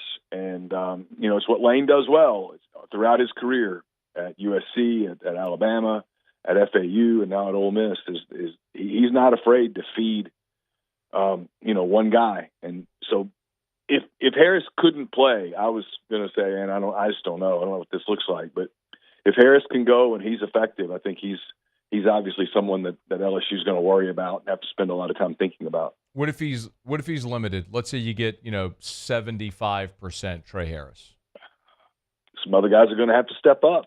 That's the case. I mean, if that's the deal, Juice Wells will have to step up. They're going to have to get more out of their tight ends. They'll have to get more out of Caden Lee, more out of Jordan Watkins.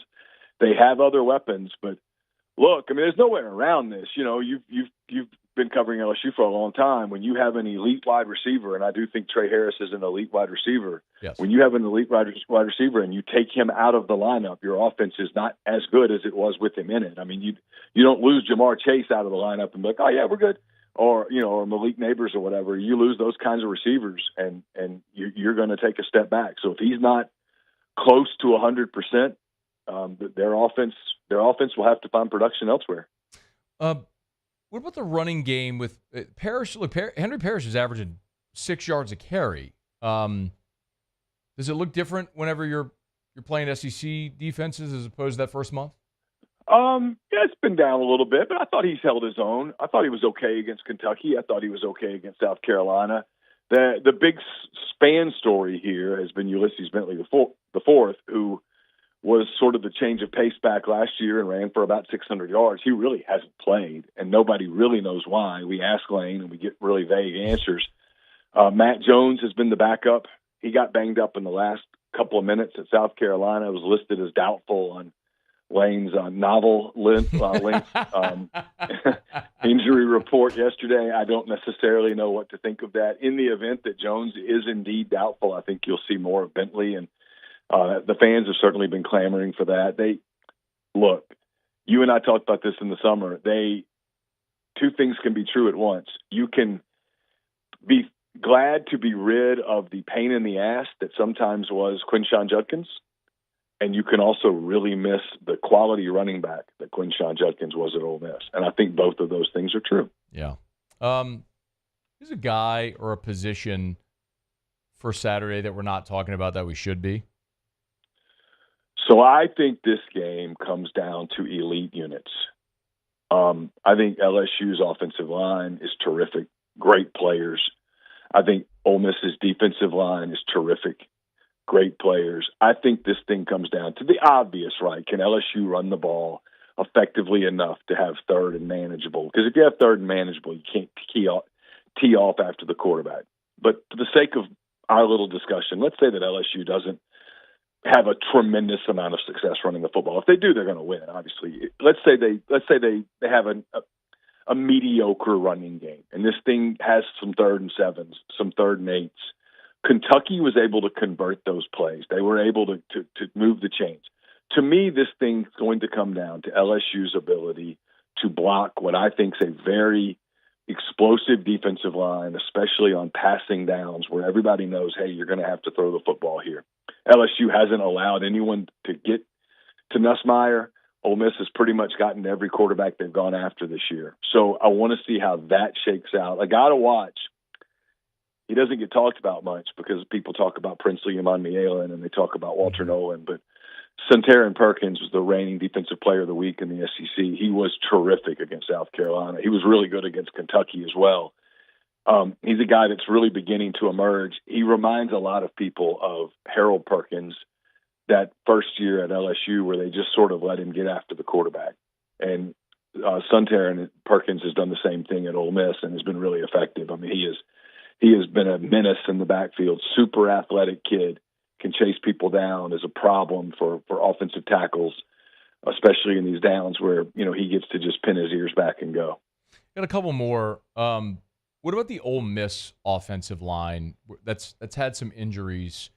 LSU's defensive front, at least causing pressure, has been pretty good this year. How does Ole Miss's offensive line look?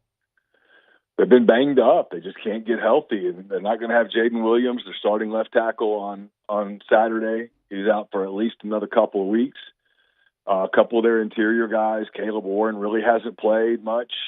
Jeremy James, who's started at Ole Miss forever, really hasn't played much, has a hand injury. He was listed as doubtful on the report on Wednesday night. So, I mean, they thought going into the season, Matt, that was going to be a strength. So far, it hasn't been a weakness, but it hasn't been a strength. They haven't dominated anybody. They held their own against South Carolina. That's pretty good pass rush they have at most of the time. I mean, they got beat some. But like I said, they haven't been able to establish that running game. They've yet to prove that so far on a down where, hey, you just need to go get a yard or two, and by God, we're going to run it. They've yet to prove that they can consistently go get those yards. Now, I think they're going to run Jackson Dart more Saturday. I think they've intentionally kept that off the menu a little bit for a number of reasons. I think they'll have to use him as a runner against LSU some if they're going to have the kind of run game success that really Lane Kiffin's offense is built around. This series historically has had quite a few notable special teams plays in it, to say the very least. How are the Rebs on special teams? They punted the ball really well. Jaden Davis had a big miss in that Kentucky game. Yeah. You know, it's not fair to pin one game on a kicker. That's stupid. No one's doing that. But that was a kick that, you know, I think they thought he would make, that they thought he should make, and they probably would have felt pretty good about things in overtime, but he didn't make it. You know, and like anybody else, man, I mean, nobody's returning the ball anymore. Everybody kicks the ball out of the end zone. They've got Micah Davis, Utah State transfer portal guy, returning punts, and he's shown some. He's had a few where looked like he was close to breaking one. I'm not saying he's going to do that this weekend at all, but they're to answer your question, they're pretty solid in the kicking game. All right, last thing. Ole Miss wins Saturday if fill in the blank. Yeah, it's you have to get ahead in Tiger Stadium. I've been to that stadium so many times. I'm a Louisiana boy. I've covered other teams at LSU. You've got to get ahead of them. You can't let on a night game where they're celebrating the 100-year anniversary and all that stuff. You just can't. You can't let the fans start becoming a major factor in that thing, because it will impact your offense. They can't get rattled. I don't think this team will get rattled. This is a pretty veteran, older team that's been together for a while. I know it's famous last words for a team right before they go into LSU, but I'd be really surprised if this one got rattled. But you know, if you can't run the football and stay ahead of the chains, you run the risk of that crowd becoming a major factor in that game late. They're great at it. It's one of the greatest atmospheres in all of college football. And so I think the key thing for them is their tempo has to work. They have to be able to run the ball effectively to a degree.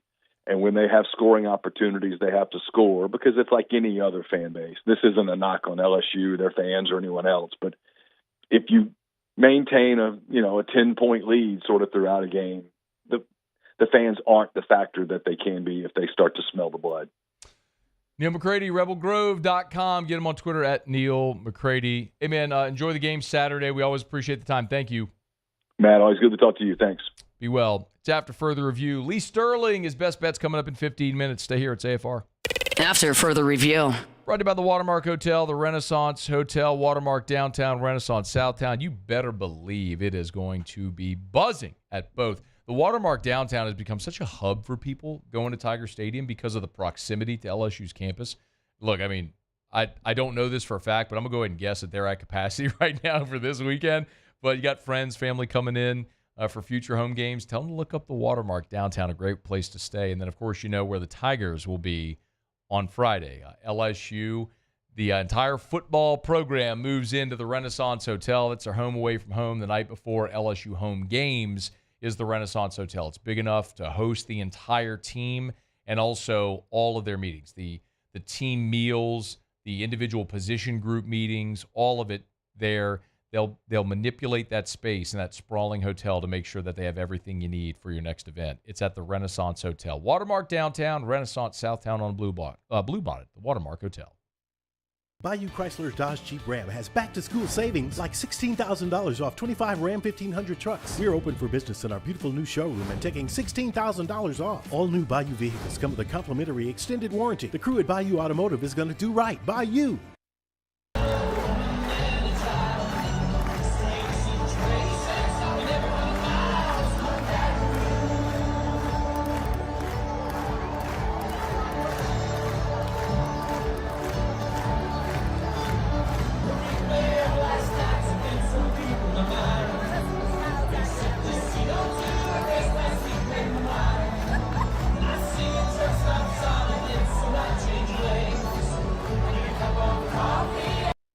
it's Matt Moscona. For years, you've heard me tell you about Insurance Network of Louisiana, helping you find better coverage for less money. But it's not just for your home and auto. They also offer commercial property. So, retail stores, professional offices like doctors, dentists, attorneys, clothing boutiques. Insurance Network of Louisiana can find you better coverage for less money. They service the entire state of Louisiana, and they're local. So call today at 293-0450 or lainsurance.net.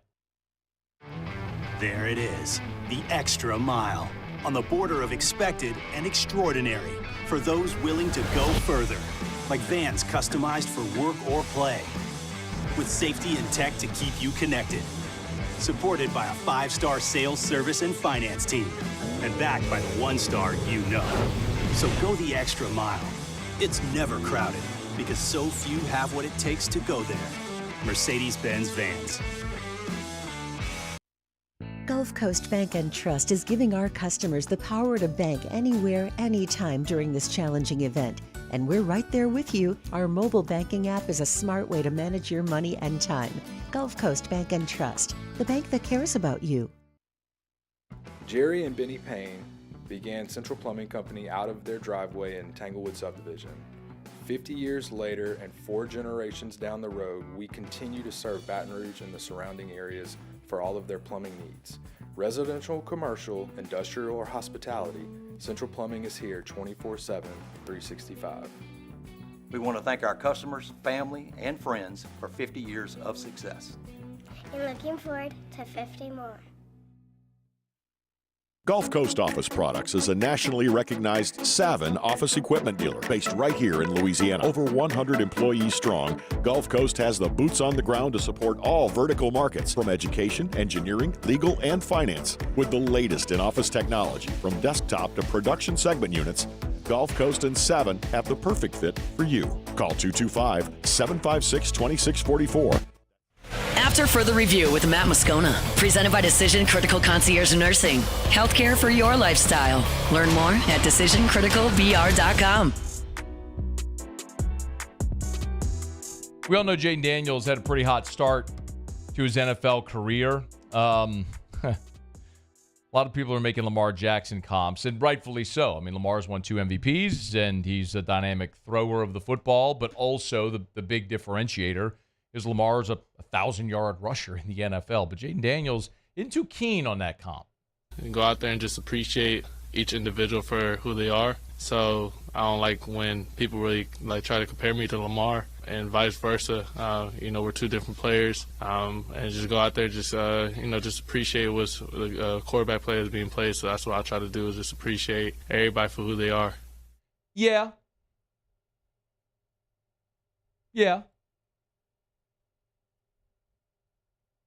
But, I mean, I get it. It's also worth mentioning that as a rookie, Lamar Jackson played in 16 games. He only had 170 pass attempts, though, so he wasn't the full-time starter as a rookie. And he ran for 695. So Lamar as a rookie accounted for 11 touchdowns. Okay, so let me write this down just to make sure I have all this right. So Lamar as a rookie accounted for 11 total touchdowns and threw for 1,201 yards. And by taking a look at Jaden Daniels' statistics through 5 games, it's a little bit better than that, actually. Just a little? I mean, dude, it's so ridiculous. He's already accounted for 8 touchdowns. 4 passing, 4 rushing. Remember, Lamar through 16 games had 11. Lamar, as a rookie, threw for 1,201 yards.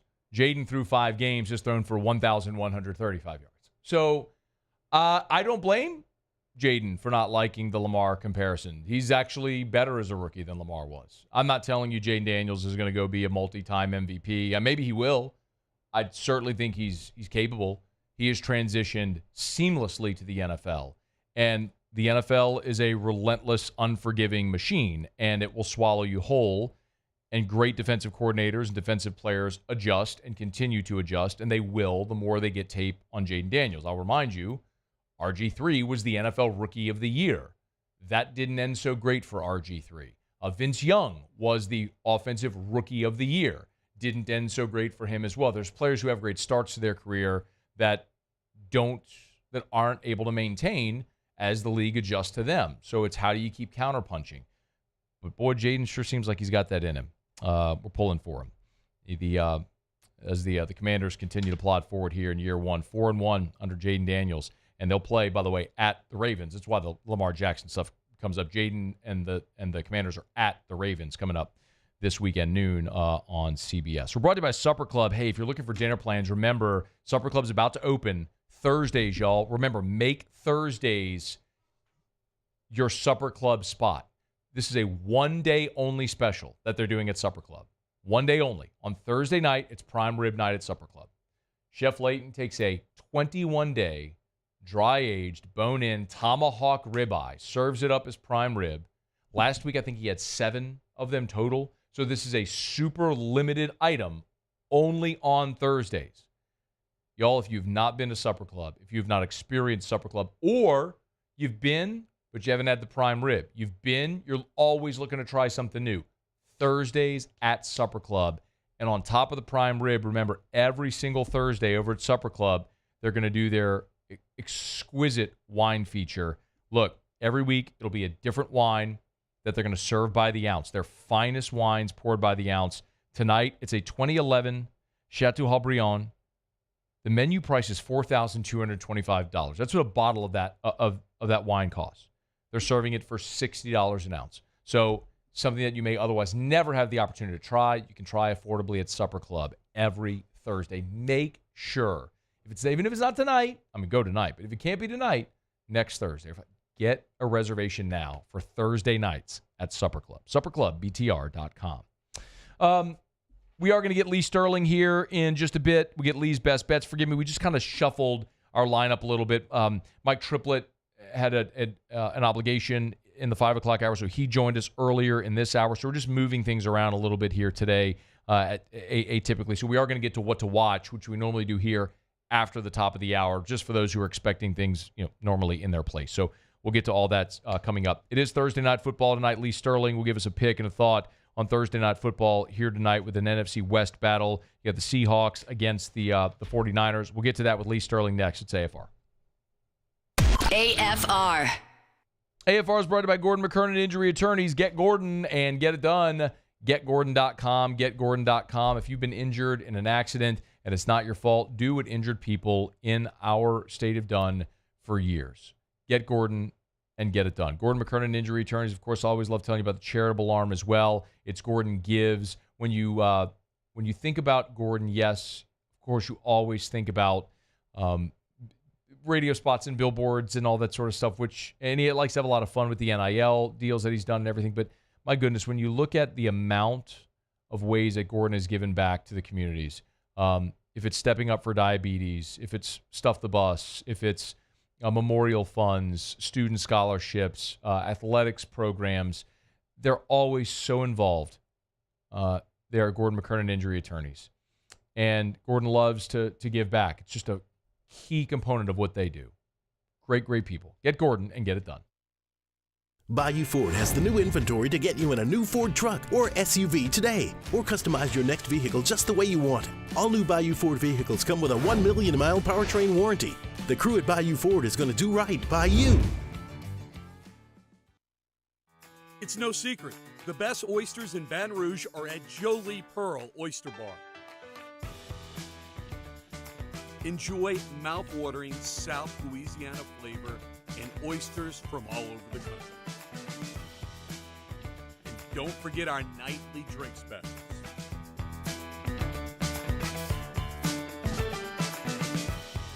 Jolie Pearl Oyster Bar, located in downtown Baton Rouge. Dylan Cruz here to tell you about Six Rings Baseball and Softball Camp. If you live on the North Shore and play ball, go to Six Rings Camps with former LSU assistant coach Dan Canaveri. His knowledge is second to none, and your child will improve and have fun doing it. Camps were held at Coquille Park and Six Rings Academy in Covington with 4 sessions over the summer. Full day and morning only sessions are available from ages 7 to 13. Go to sixringsbaseball.com or call 985-206-9096. Learn the game to love the game.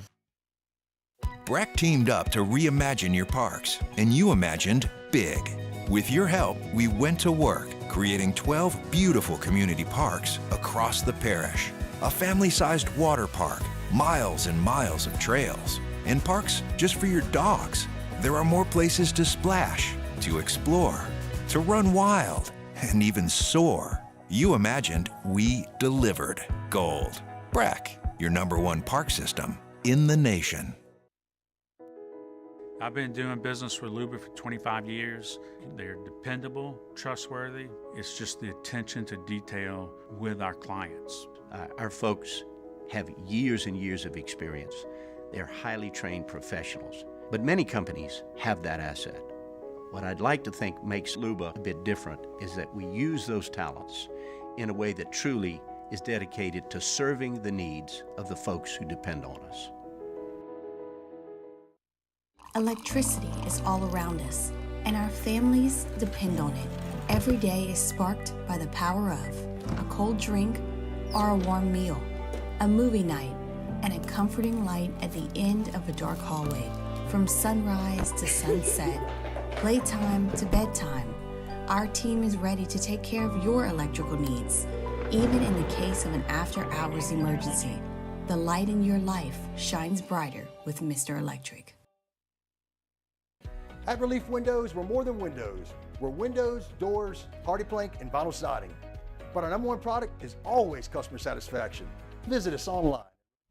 After further review with Matt Moscona, presented by Decision Critical Concierge Nursing. Healthcare for your lifestyle. Learn more at decisioncriticalvr.com.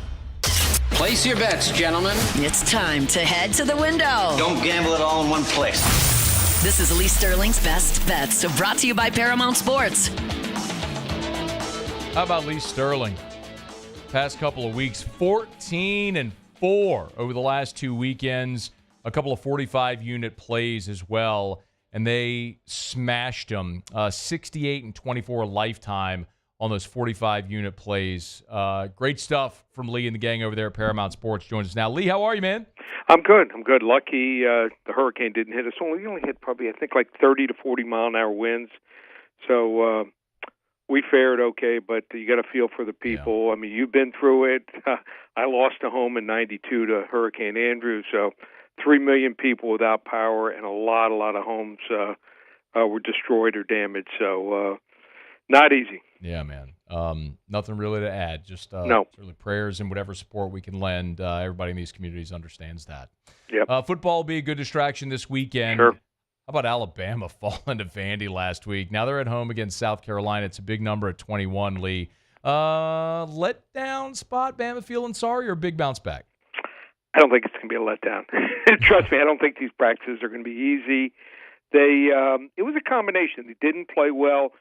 Vanderbilt is a tough team to prepare for. They do a lot of different options, a lot of different blocking schemes you don't see from most teams, very sophisticated. And I even wrote when I started watching that Missouri game, I think it was like mid-second quarter, I'm like, this team is no joke. They're unlike any other Vandy team we've seen in a long time. So Vandy's looking to seek redemption after allowing 34 and 33 points on back-to-back Saturdays. I'm going to make this prediction, too. I don't think Lenoris Sellers, who's going to start for South Carolina, is going to be a quarterback this time next year. I think they'll move him to a tight end, running back, maybe outside linebacker, some type of other position. I just don't think this is the right kid for their team going forward. I mean, he's not even completing close to 60% of his passes, only has 2 touchdowns here. They've been sacked, their quarterbacks, 22 times already this year. There is no data, on this coaching staff after a loss, but Nick Saban's final 10 years, he was 8-0 straight up, after a loss, average margin of win was 23.3 points. I think there's some kids still that have a lot of pride. I like Bama here. I think they pull away late 40-15. Red River rivalry, this one's always close. You look at a 2-touchdown line, I go, man, Oklahoma's kind of tasty there. What do you think?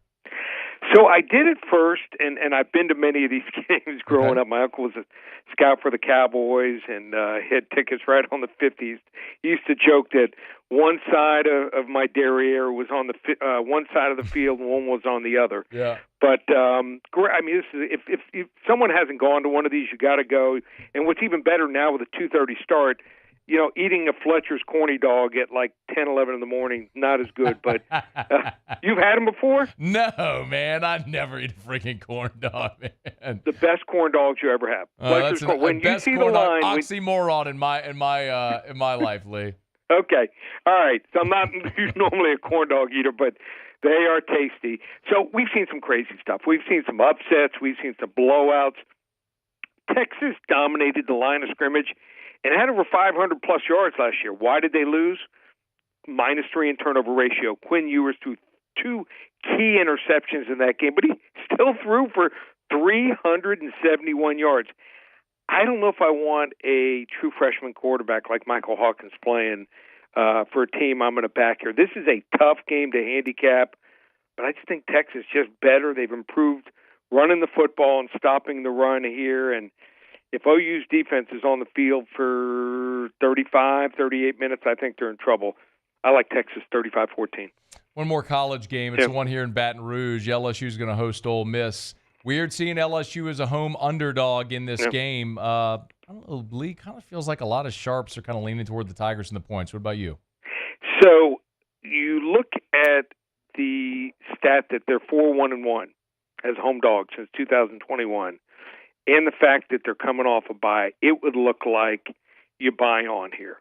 And I still don't think Ole Miss is going to go the whole season unscathed, but I think they have some advantages here. Why? LSU still can't run the ball real well.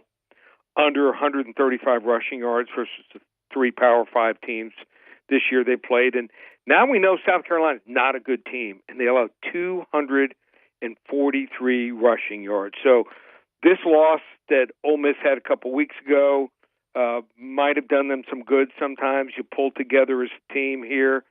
Garrett Nussmeier, I think, is good. I think he's a capable replacement for Jaden Daniels.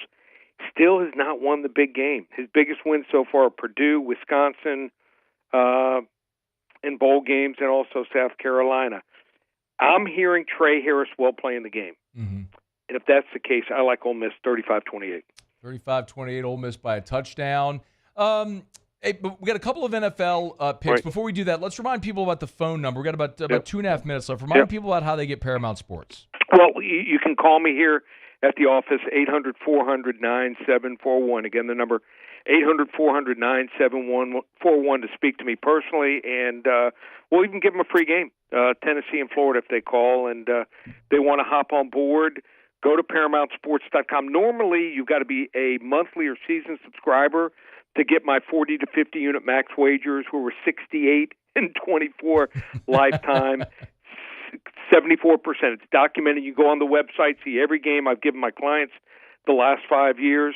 You can get 5 for 55 either Saturday or Sunday, 5 for 55, and it will include a 40 to 50 unit max wager at ParamountSports.com. 800-400-9741, 800-400-9741. All right, 2 minutes. Detroit, Dallas, Lions are a 3-point favorite in this one. I think everybody listening to us right now is probably pulling for Detroit. What do you think?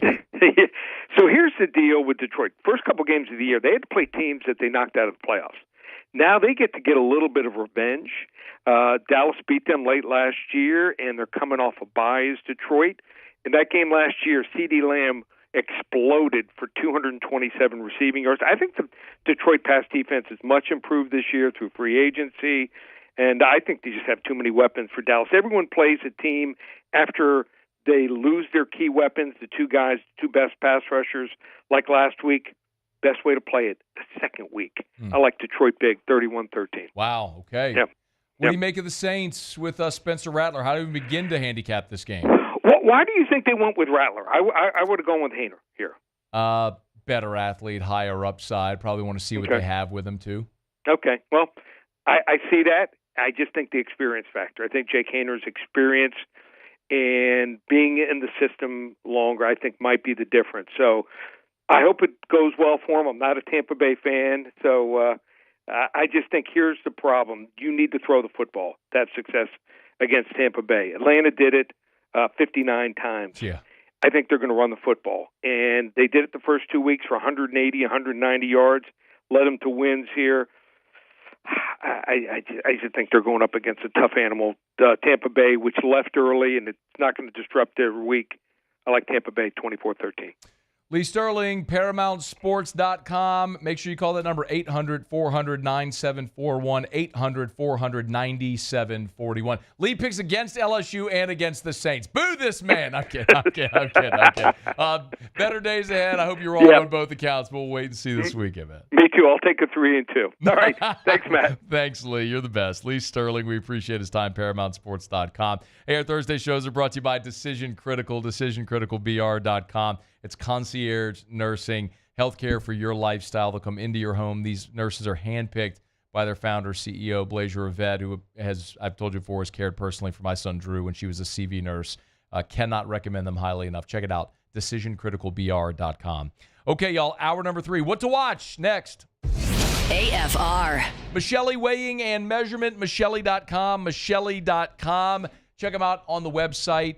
Michelle.com, Micheli at Michelle. They like to say, we show the world what measurement can do. It doesn't matter what industry you're in. If you weigh or measure something, they sell, service, rent the products you use to weigh and measure. Start at the website. Use that as a resource. You can learn about, for example, the TRAC system. TRAC is an acronym. Track, Records, Assets, and Calibrations, TRAC. Their TRAC system is a free service to all Michelle customers, all their clients. And it gives you 24/7, 365 access to all of your calibration certificates. So let's say hypothetically you get audited, you can go right into that TRAC system and find the calibration certificate, the date, down to the technician who calibrated that device for you. It's Michelle Weighing and Measurement for more than 75 years, and still locally owned and operated as they've grown. Michelle.com.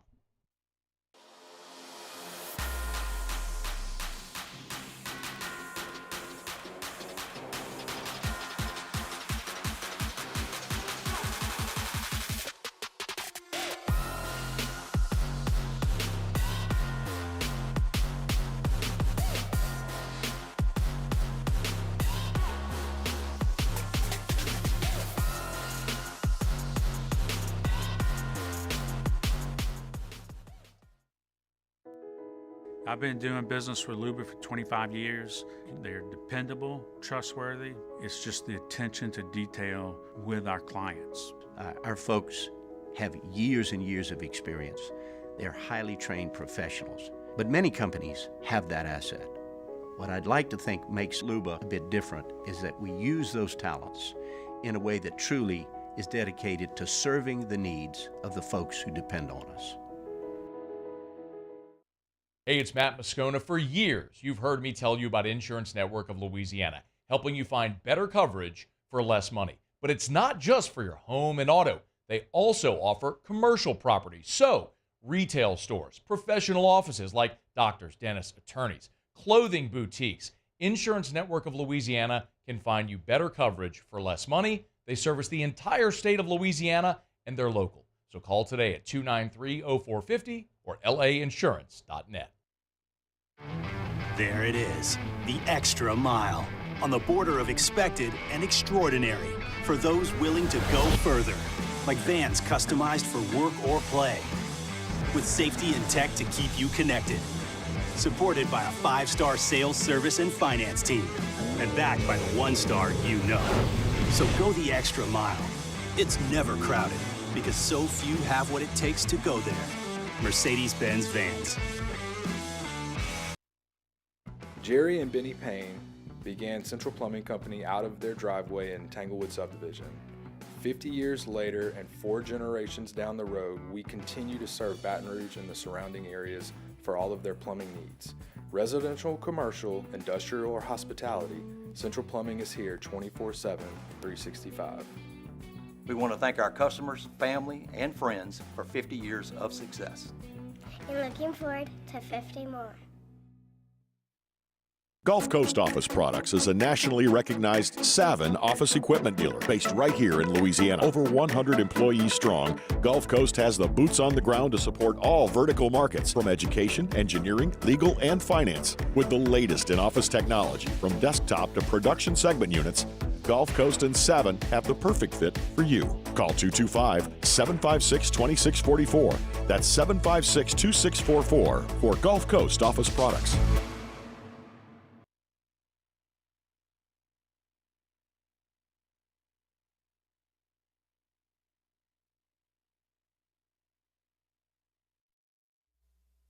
This is SportsCenter. More changes in New York. I'm Chris Smith. Jets interim coach Jeff Ulbrich demoted offensive coordinator Nathaniel Hackett and is giving the play calling duties to passing game coordinator Todd Dowding. And the move did not come as a shock to ESPN host Chris Carlin. Am I surprised that this is the case? Absolutely not. They can't sell the idea of Nathaniel Hackett publicly being the offensive coordinator at this point. But for me, right now, all of this now just falls in the lap of the quarterback, as if it wasn't already, but even more so now publicly. He will be the one to point to and give the success to if they win and make the playoffs, and blame if they don't. Heard on ESPN Radio's Carlin versus Joe. One of the main reasons why Aaron Rodgers wanted to be traded to the Jets last year was his close relationship with Hackett. On a baseball for a pair of ABLs, Game 4s on ESPN Radio. First, it's the Tigers and Guardians with coverage underway, followed by the Yankees and Royals at 7:30 Eastern. Both Detroit and New York can advance to the championship series with a victory. And tennis great Rafael Nadal is retiring from the sport. Hey, it's your resident Super Bowl champ, Chris Candy, coming up Friday. Lamar versus Jaden Daniels, Ravens versus Commanders. I'll tell you why we just might be watching a Super Bowl preview. It's Unsportsmanlike, 6 a.m. Eastern, right here on ESPN Radio, ESPN2, and ESPNU. Matt Moscona. I'm very important. After further review. Say it one more time. After further review with Matt Moscona. And here we go. Live from the Mercedes-Benz of Baton Rouge studio. Let's ride!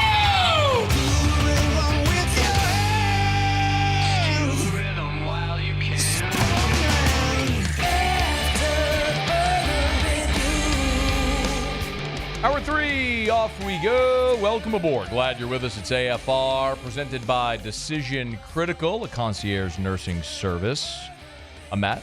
You're a loser, Matt! Hey, shut up, kid. Paul O'Neill. They're chanting Paul O'Neill's name. Yes, sir. And Mr. Toby Tomplin.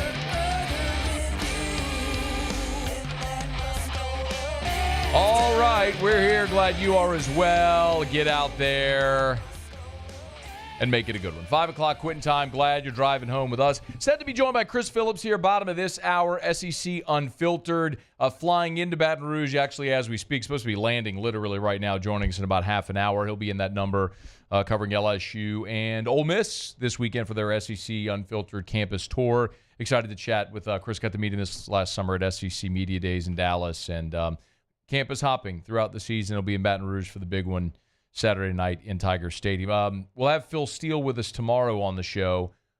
Just a bit ago, if you missed it, Lee Sterling has cast his lot for the Rebels. We'll see what Phil Steele says on Friday. It's interesting because there has been as I've noticed, there has been a little bit of a divide there, but more and more sharps, experts, whatever you want to say, tend to kind of be leaning toward LSU in the points in this ball game. And I'll continue to say Lee picked it. I think he said 34-27 Ole Miss, I think was his score.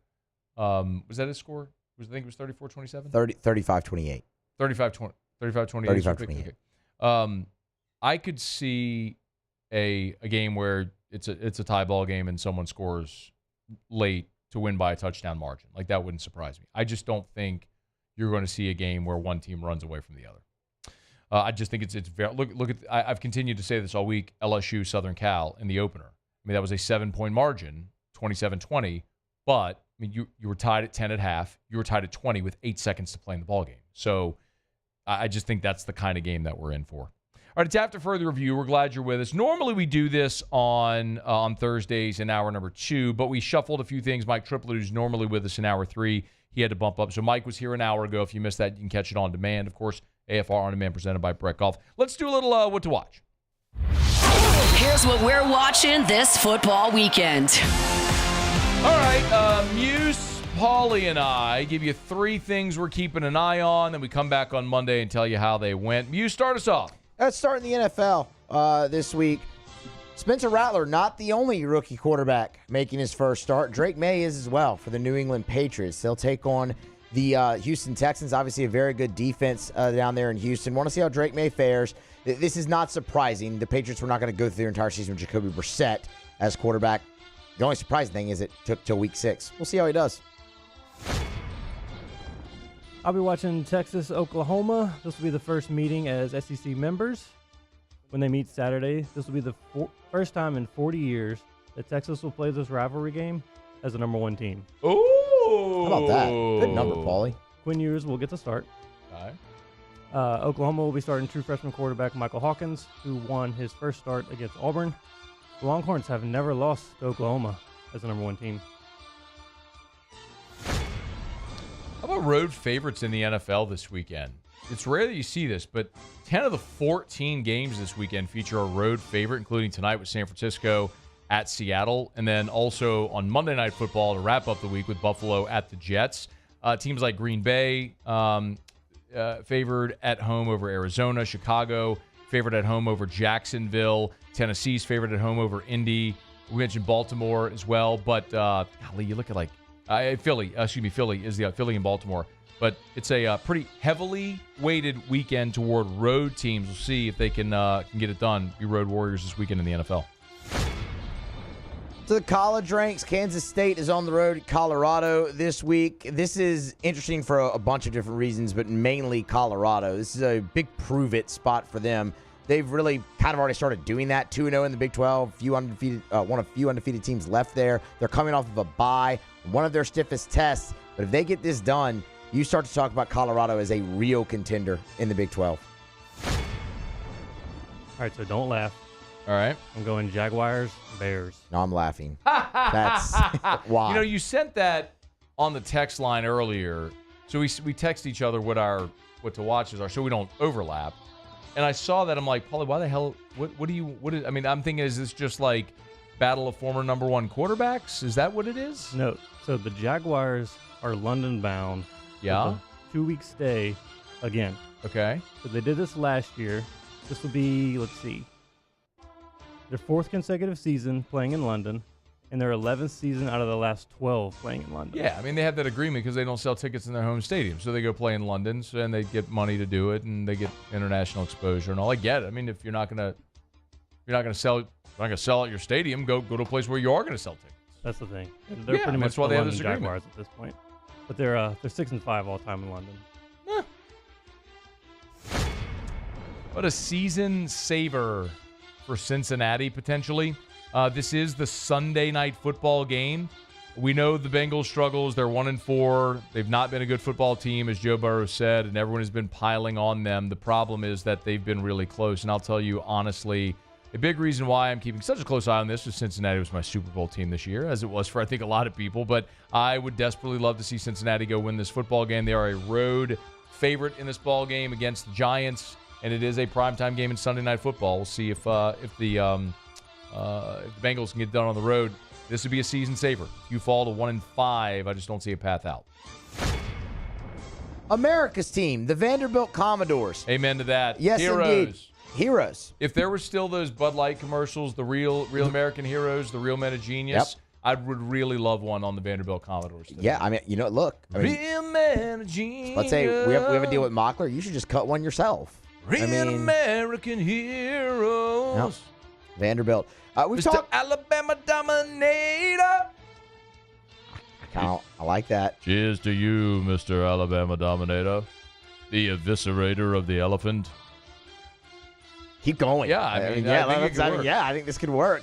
I've talked a lot about Vanderbilt here in these What to Watch and the college football takeaways, mainly because they are better than a lot of people think, and they just kept screwing up getting their third win, and then all of a sudden, elephant done. All of a sudden, they do it against Alabama. That was one of our What to Watch last week, was a potential Bama letdown. Well, now, potential Vandy letdown. They have to go to Kentucky, who also might be better than we think.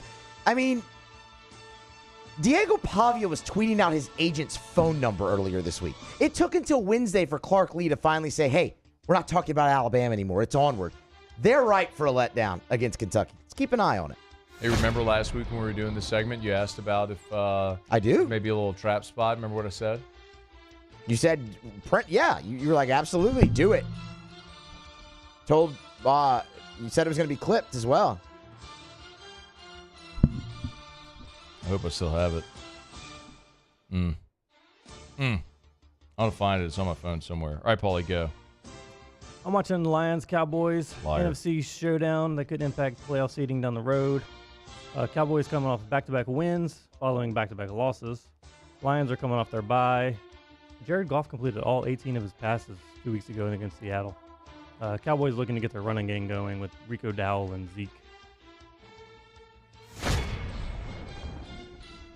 I demand that one of you find that clip. It's in here somewhere. I don't know. You sent it in the text chain, didn't you? That's what I thought you did. I mean, at least. Oh, there we go. No, there it is. Got it. Oh, there you go. See, there you go. You got it. Turn the music down. All right, is there any ounce of a letdown for Alabama this week against Vanderbilt? Trap game, Muse. Book it, Muse. Trap game at Vanderbilt Stadium. You know what you're walking into, Bama. You better not sleep on the doors. They beat Virginia Tech. They were a shank field goal away from beating Missouri in Como. They should have beat Georgia State, too. Tread lightly there, Bammers. You know what you're with. Nobody just walks all over Clark Lee, Diego Pavia, and the doors. They're going to be ready, Muse. They're going to be ready. In all seriousness, I can't wait for that clip to be put on Twitter by Marler and it get 400,000 views. There it is. There you go. About it. I mean, we were on it. Nobody else was on on it. We were on it. It was my What to Watch. You just said, I'm the one who made the bold declarative statement. You asked a question. I answered it. That's how you posed the question. And then I went into the analysis after you gave yours. We were on it. You gave me no analysis whatsoever. I did. I gave bold declarative statements. You asked a question. I nailed it, Muse. Yeah, we were on it. I was on it. Hey, we were on it. What's your last one? I was all over Vanderbilt and a trap game for Alabama. I got the audio. Where's your audio of it? I mean, I was part of that audio. It was literally my What to Watch. Yeah, your What to Watch was a question. Yeah, because we haven't watched it yet. Yeah, so you didn't say this is going to be a trap game. I answered it before it happened. You asked a question. It's also just not even the full clip. It could have not been a letdown spot. It's not even the full clip. It could have not been a letdown spot. Then let me hear your take on it. I don't have the rest of the clip right now. Bingo. That's why. Mm-hmm. Yeah, we were on it. What's your last one? No, I was on it. Again, I don't have a clip of you saying anything declarative like I did. The Jets, they got a new head coach. I don't know if you know that. Saw that. And I had the Jets winning the division this year. And they stink right now. They do. And so I would like for their new coach to not stink. Well. So when we come back here at the end of the season, they can win a division, which is a very winnable division, by the way. Fair. Still very winnable. Yeah. The Patriots are atrocious. They're awful. Miami stinks. They're awful. And if Buffalo goes and loses to the Giants this week, I mean, there's a wait. I think the Bills are on bye this week. Right? No. The Bills are playing. Bills are playing. The Bills are playing the Jets. I knew they're playing in New York. Cincinnati's playing the Giants. There's back-to-back games in New York in prime time. Sunday Night Football, Monday Night Football are both at MetLife this week. It's Bengals at Giants on Sunday night, and then Bills at Jets Monday night. So, yes, this is big. This is a big one because it's a divisional game, and you can prove that you're going to be awesome, and hopefully I can be right again like that, like it was about the letdown for Alabama going to Vanderbilt and getting popped. It's after further review. That's our What to Watch. We'll watch it all this weekend. We'll come back on Monday and talk about how it all went. All right, it's after further review. We're glad you're hanging out with us here. We're brought to you by Relief Windows and ReliefWindows.com. Energy-efficient replacement windows, beautiful entry doors, hardy plank, vinyl siding. Oh, yeah. They do indoor shutters as well. It's over at Relief Windows and reliefwindows.com. You'll check them out online. You can always schedule that consultation to go into their corporate headquarters. Beautiful place, by the way, if you've never been. Airline in Prairieville. If you're going south, you cross Highway 42, quarter mile on the right. You can't miss it. By the way, they service the entire Gulf South.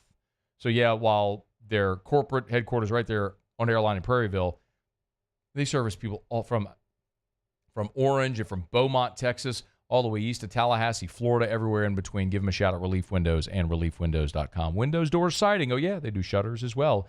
reliefwindows.com. Okay, y'all, glad to have you hanging out with us here. We'll get to Chris Phillips, SEC Unfiltered, in about 15 minutes from right now. Auto locks are already posted. The baseball game, first pitch of the baseball game was at 5 p.m., so that should be, I'm looking to see if we have any early score on it. That should be underway. No score right now, Guardians and Tigers. The Otter locks for that game and for Thursday Night Football are up at LouisianaSports.net. So if you want to catch those, you can right now at LouisianaSports.net, or you can wait till Otter's with us here in half an hour. Stick around. It's AFR. AFR. Man, it is a great time to get by Clegg's Nursery, y'all.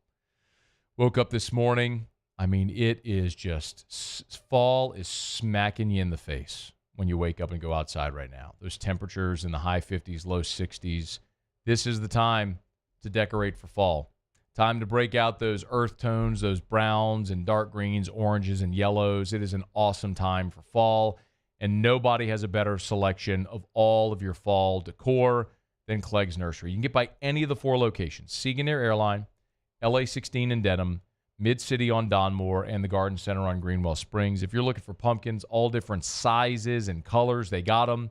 You want hay bales and squash and gourds and scarecrows and witches and all that good stuff, they got the best selection at all of the Clegg's Nursery locations. So get by and see them today. If you need those fall bedding plants, Johnny Naylor seeds, our friends at Clegg's Nursery have you covered. Buy local, shop local at Clegg's Nursery. There it is, the extra mile. On the border of expected and extraordinary for those willing to go further, like vans customized for work or play, with safety and tech to keep you connected. Supported by a 5-star sales, service, and finance team, and backed by the 1-star you know. So go the extra mile. It's never crowded because so few have what it takes to go there. Mercedes-Benz Vans.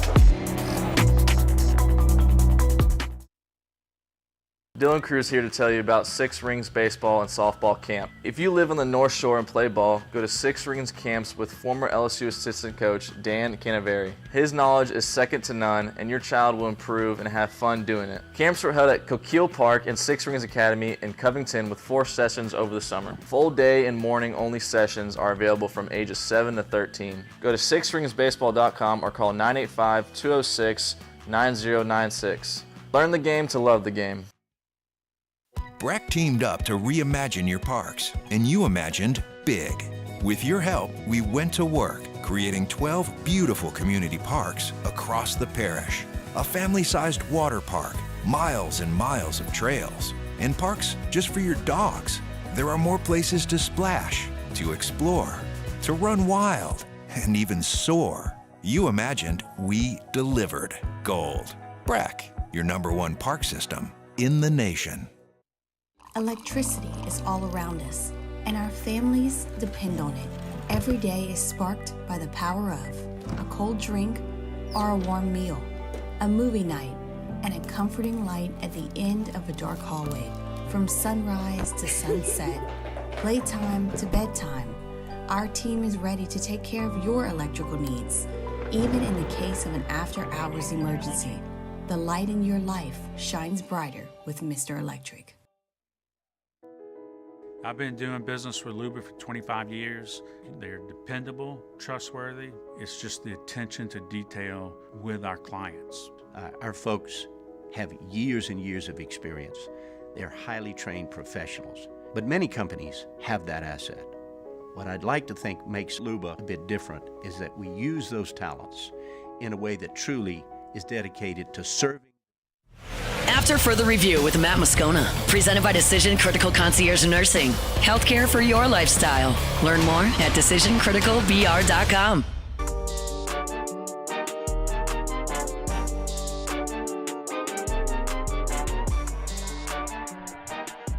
Hey, Monday, we had our watch party for Saints Chiefs over at LaBerge, and our friends over at Mockler Beverage. I mean, they're amazing partners.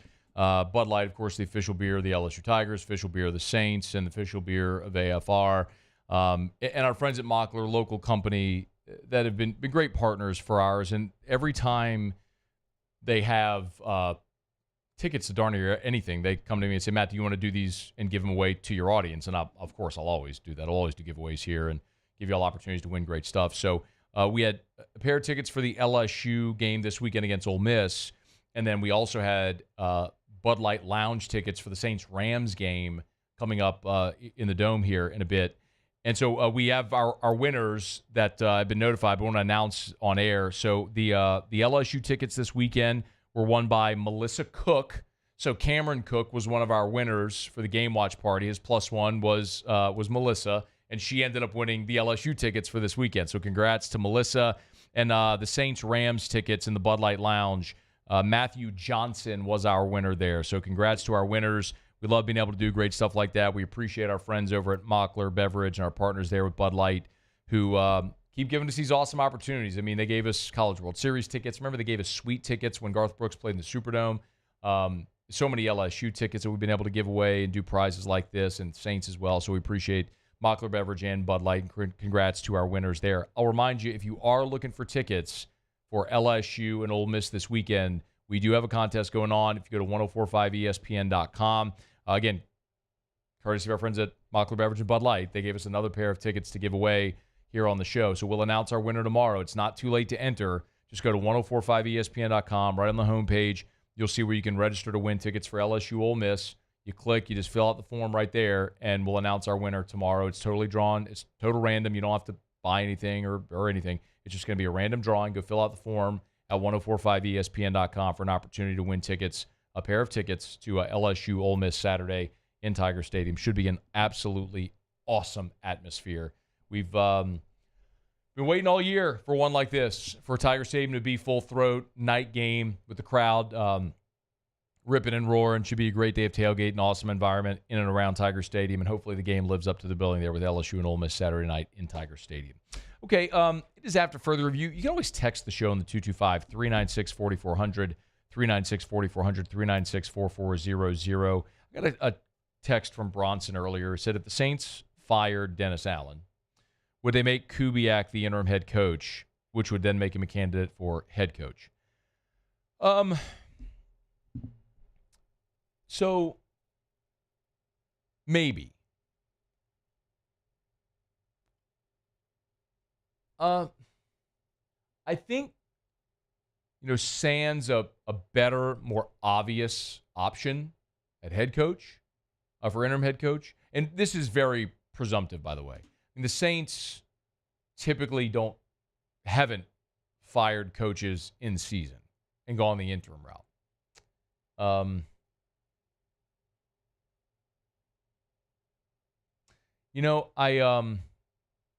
The Kubiak thing is interesting because after the first couple of weeks of the season, I got asked this question a good bit, where Saints fans were thrilled with how the offense was playing. It was very easy to look at Clint Kubiak and say, okay, well, you have generally the same cast of characters, except a weaker offensive line.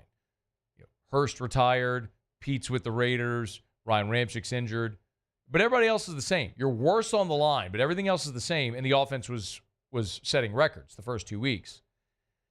And it was just very easy to look and say, okay, well, it's Clint Kubiak. And so the fan reaction quickly became, oh, my God. Like, they're going to be so good, he's going to get a head coaching job next year, and you're going to be right back to where you were. And I totally understand that feeling. I mean, it happened in Tampa. I mean, Dave Canales kind of got the reputation as the guy who saved Geno Smith in Pittsburgh, or in Seattle, say Baker Mayfield in Tampa, and then boom, gets the head coaching job after 1 year in Tampa, gets the head coaching job in Carolina. So we've seen that happen in the NFL. It's a copycat league, and everybody wants a piece of that Shanahan, McVay tree offensively. But with the way the offense has skidded the past 3 weeks, I think maybe a little of the bloom is off the rose with Kubiak. I don't know if that's necessarily fair. The injuries have been devastating. If you were looking at your coordinators, it would probably make sense that Kubiak would be the guy if they did fire Dennis Allen. I'm not saying they have or will or would fire Dennis Allen and make a midseason change. But the other part of that question, which is would you promote Kubiak, I find that harder to believe. Generally speaking, if you have a failed coaching staff, you don't promote a member from the failed coaching staff to be the head coach. When you see promotions, it's generally if someone retires or leaves on their own accord. And that's more common in college, naturally, because NFL head coaches don't leave. Like, if you get an NFL head coaching job, you keep it because there's only 32 of them. But, Jim Harbaugh leaves Michigan, they promote Sharon Moore. The popular assistant sometimes is the guy who you see get promoted. We saw Barry Odom, when Gary Pinkel at Missouri retired, Barry Odom was the defensive coordinator who got promoted. I think that's more common in the college game. You don't typically see that in the NFL. I know there is an example of that with Antonio Pierce right now with the Raiders, who was the interim head coach and then got that job on a full-time basis. That is the exception, not the rule, and I don't think that's what would happen. I think if you do get to a point, if this season for the Saints does unravel, and that's a premature conversation and one that, we can have because this is a talk show. We talk about things. It's a guy who asked a question. I think it's an interesting question to answer, and so we'll talk about it. If you do get to that point in the season where you make that decision, it is, regardless of what happens with if Kubiak were the interim, it's hard to imagine not having some type of overhaul of the entire organization. But it's also hard to imagine that happening considering the contract that you've given Derek Carr and the fact that you are financially bound at least for next year. And if you did want to shed him for 26, you would have to eat $28 million against the cap that year.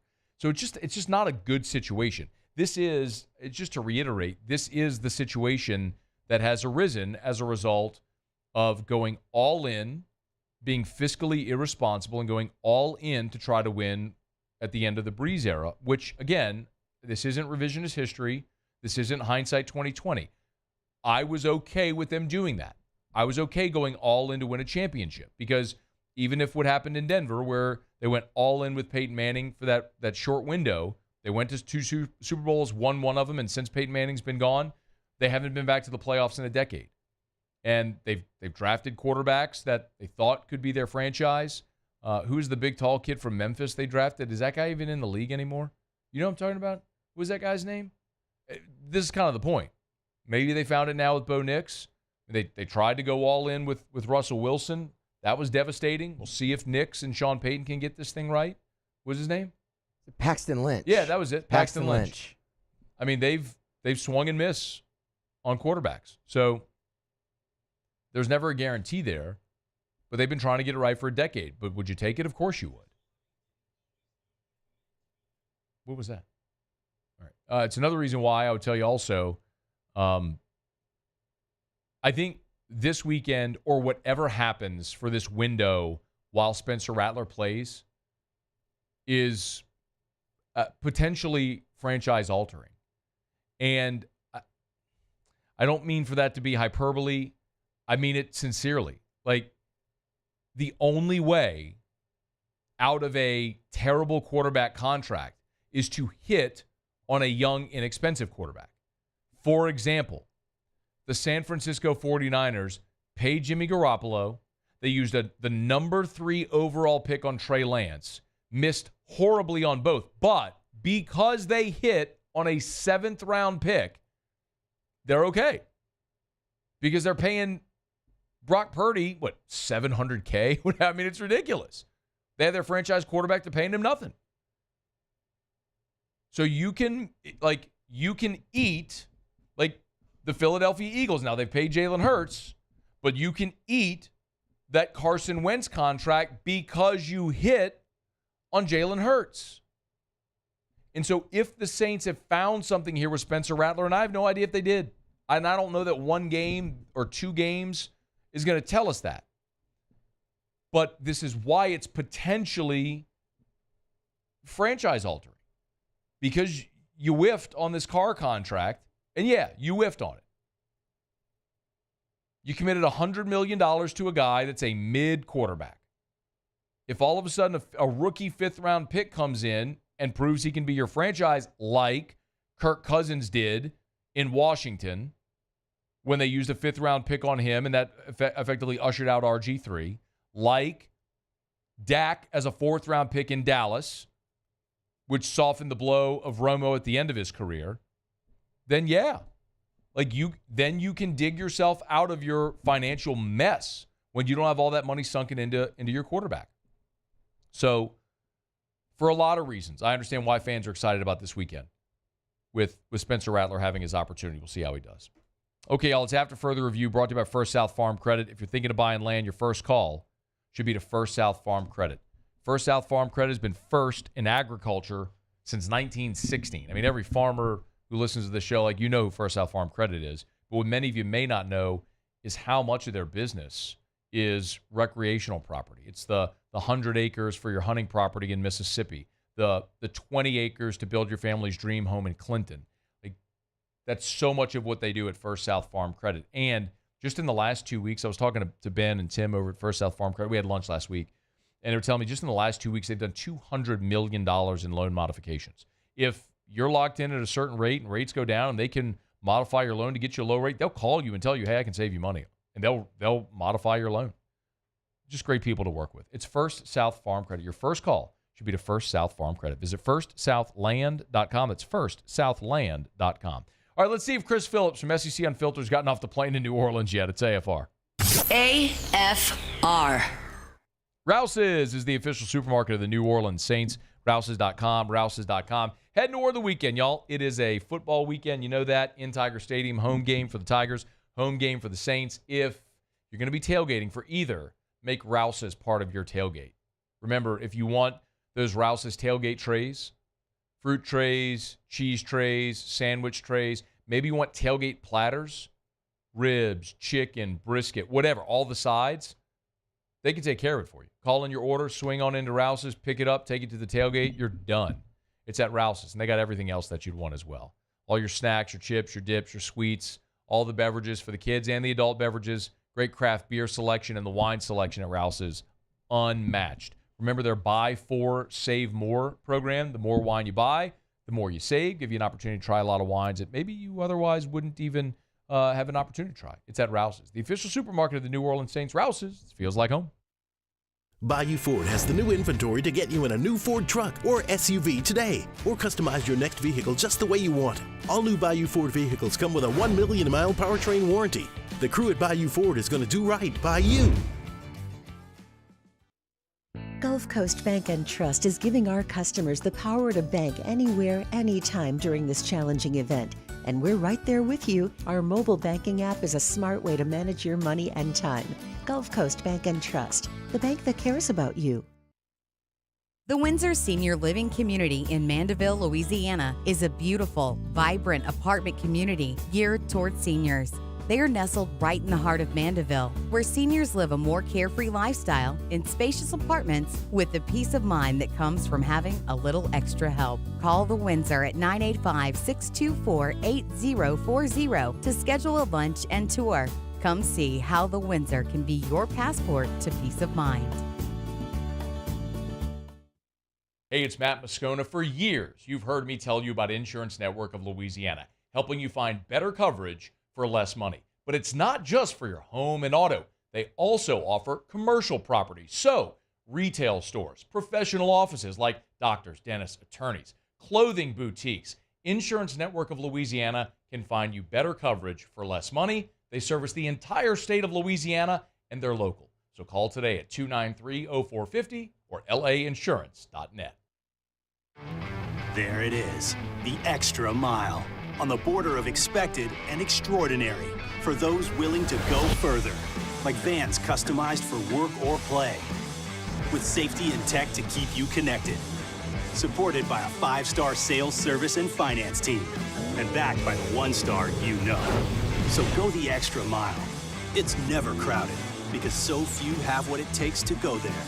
Mercedes-Benz Vans. Jerry and Benny Payne began Central Plumbing Company out of their driveway in Tanglewood Subdivision. 50 years later and 4 generations down the road, we continue to serve Baton Rouge and the surrounding areas for all of their plumbing needs. Residential, commercial, industrial, or hospitality, Central Plumbing is here 24/7, 365. We want to thank our customers, family, and friends for 50 years of success. And looking forward to 50 more. Gulf Coast Office Products is a nationally recognized Savin office equipment dealer based right here in Louisiana. Over 100 employees strong, Gulf Coast has the boots on the ground to support all vertical markets from education, engineering, legal, and finance. With the latest in office technology from desktop to production segment units, Gulf Coast and Savin have the perfect fit for you. Call 225-756-26. After further review with Matt Moscona, presented by Decision Critical Concierge Nursing. Healthcare for your lifestyle. Learn more at decisioncriticalbr.com. Unfortunately, no Chris Phillips. He's currently on the descent. Hey, do you turn into New Orleans? Chris Phillips, SEC Unfiltered, was supposed to join us. They were supposed to land in New Orleans at 5:15. He was going to get off the plane and join us at 5:30. When do you turn your phone off of airplane mode? Like, do you wait till you land and your wheels on the ground, or do you wait till you're starting the descent, or do you put your phone on airplane mode at all? Yeah, no, I do put my phone on airplane mode. I normally turn it back on whenever we're on the ground, like after you land. You land, Paulie?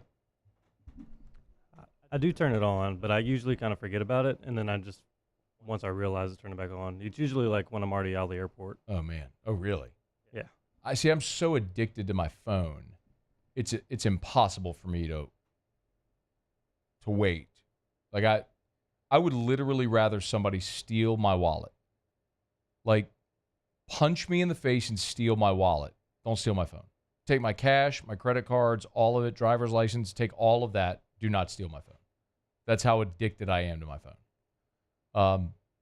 I do put it on airplane mode because typically I'm flying with Erica and she's scared. She thinks that if it's not on airplane mode, you're going to scramble the plane, all this stuff, and we're going to crash. That's her fear. I'm like, that's so absurd. Yeah, it's not going to happen. With 150 people on this plane, everybody using devices.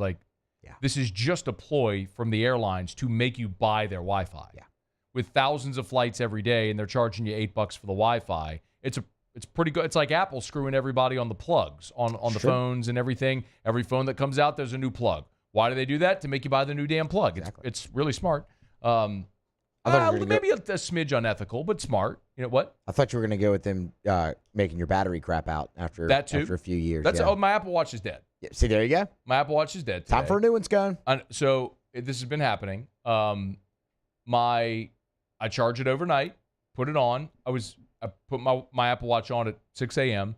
I was in my parish construction and roofing marketing meeting. About 9:45 today, I got the little 10% battery. I'm like, 4 hours, huh? Yeah, that's all you get now. Got it. That's it. I just thought about that because Chris texted me while he's like, we're on the descent, and I just got service. So clearly he never turned his airplane mode on. That's true. So he got it when he was on the descent. Anyway, by the way, dude, just get the free texting on the plane. You can text on planes now. Yeah, you can. I guess. Okay, so I'm leaving here and going to curbside to do scone and tea. Yep. Use will be there. Yep. Do you remember the first 10 minutes of the show last week? Yep. I do. It was you and T-Bob arguing about Jalen Milroe and his performance against Georgia. So I would add one caveat to that. I don't know necessarily that it was me and T-Bob arguing. I was trying to start the show, and he just blurted out some nonsense about me and the sunken cost fallacy, about the Bama's burning and everything, because they had lost to Georgia. And as I've continued to point out, winning mass deficiencies And with Alabama, you are ignoring all these very clear signs about Kalen DeBoer. Blowing a 17-point lead in the Pac-12 championship game last year, blowing a double-digit lead against Texas. Do you remember how much they collapsed at the end of that game in the Sugar Bowl? Like, they were coasting, and their clock mismanagement at the end of that game gave Texas 2 possessions late, and on the final play from the 13-yard line, Texas had a pass into the end zone to beat Washington, which would have capped an epic collapse by Washington. They were tied in the fourth quarter. They were in a one-score game in the fourth quarter against South Florida, blew a 28-point lead at home against Alabama. Like, this is the Kalen DeBoer. Like, there's a large enough sample size that says that's what he is. You're going to win games because you have good players and all that stuff, but there's going to be a lot of those head-scratching ones as well, and it bit him in the ass against Vanderbilt. So I'm just curious, after Jalen Milroe, who, let's see, if I remember correctly, they lost to Vandy.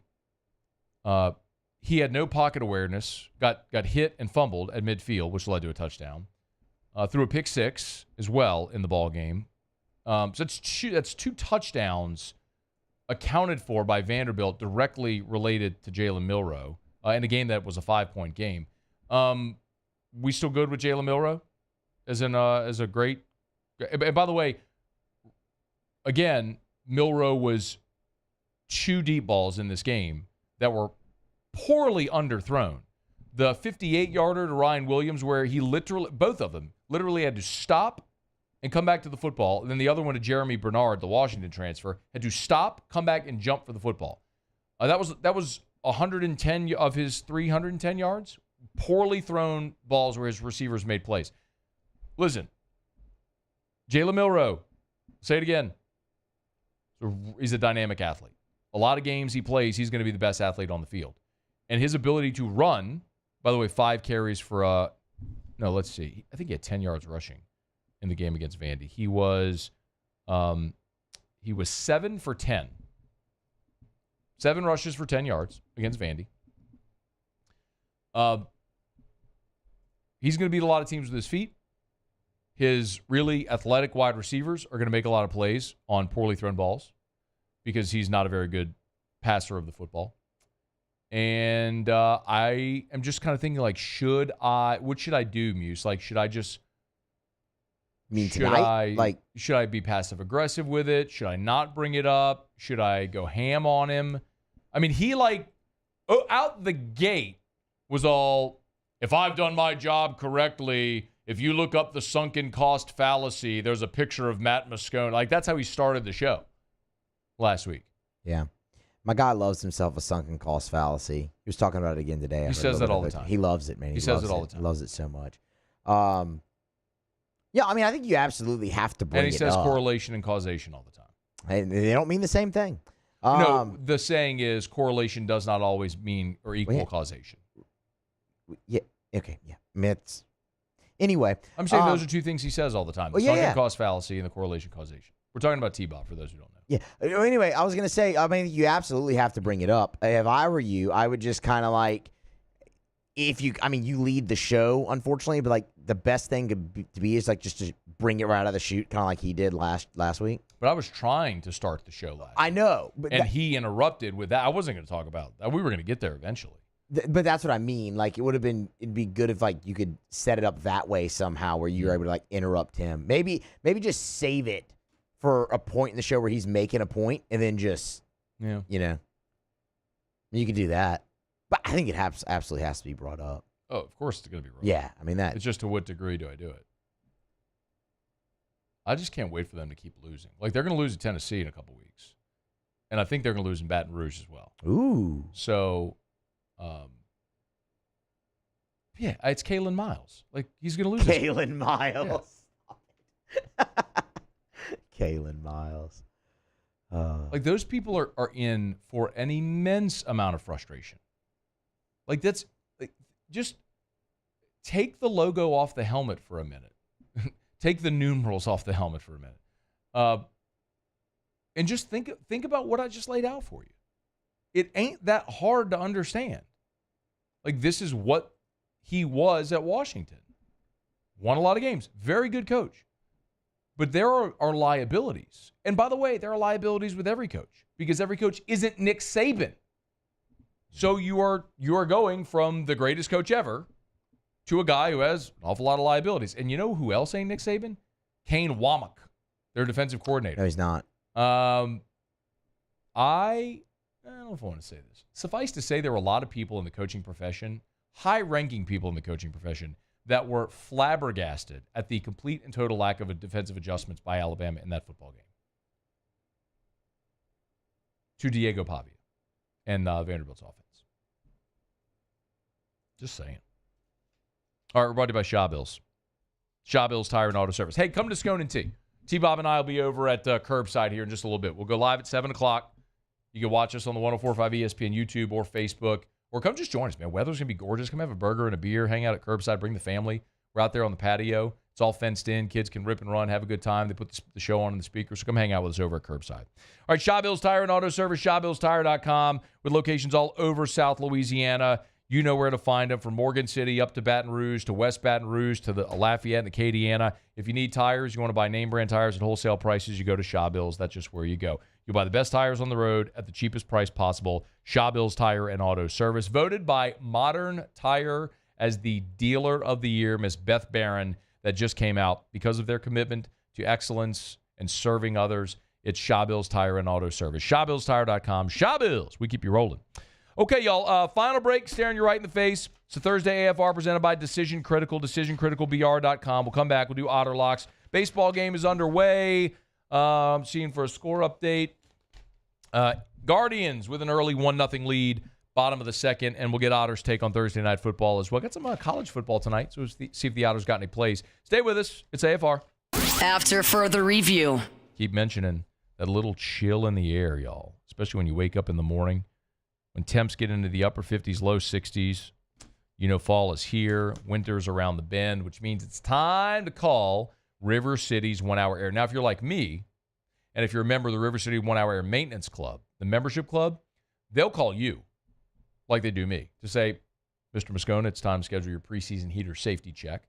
If you're not part of the membership club, you should be, because being part of the membership club gives you complimentary service. So your AC tune-up and your heater safety check, those are complimentary annual services.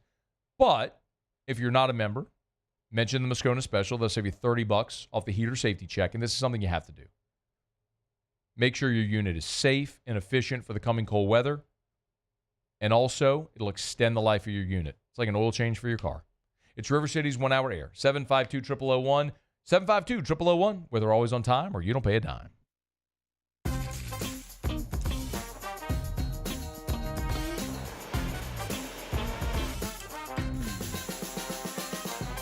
The best kept secret in town is out. Discover Tallulah at the Renaissance Hotel on Bluebonnet. Bayou Chrysler Dodge Jeep Ram has back-to-school savings like $16,000 off 25 Ram 1500 trucks. We're open for business in our beautiful new showroom and taking $16,000 off. All new Bayou vehicles come with a complimentary extended warranty. The crew at Bayou Automotive is going to do right by you.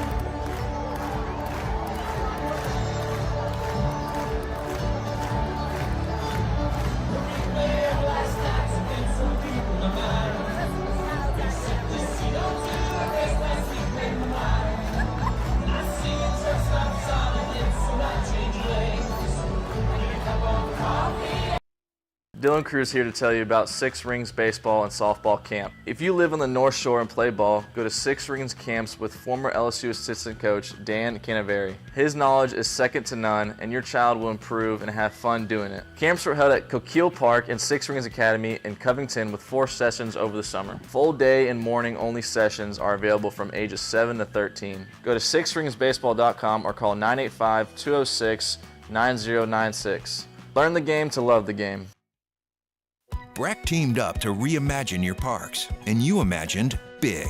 With your help, we went to work, creating 12 beautiful community parks across the parish. A family-sized water park, miles and miles of trails, and parks just for your dogs.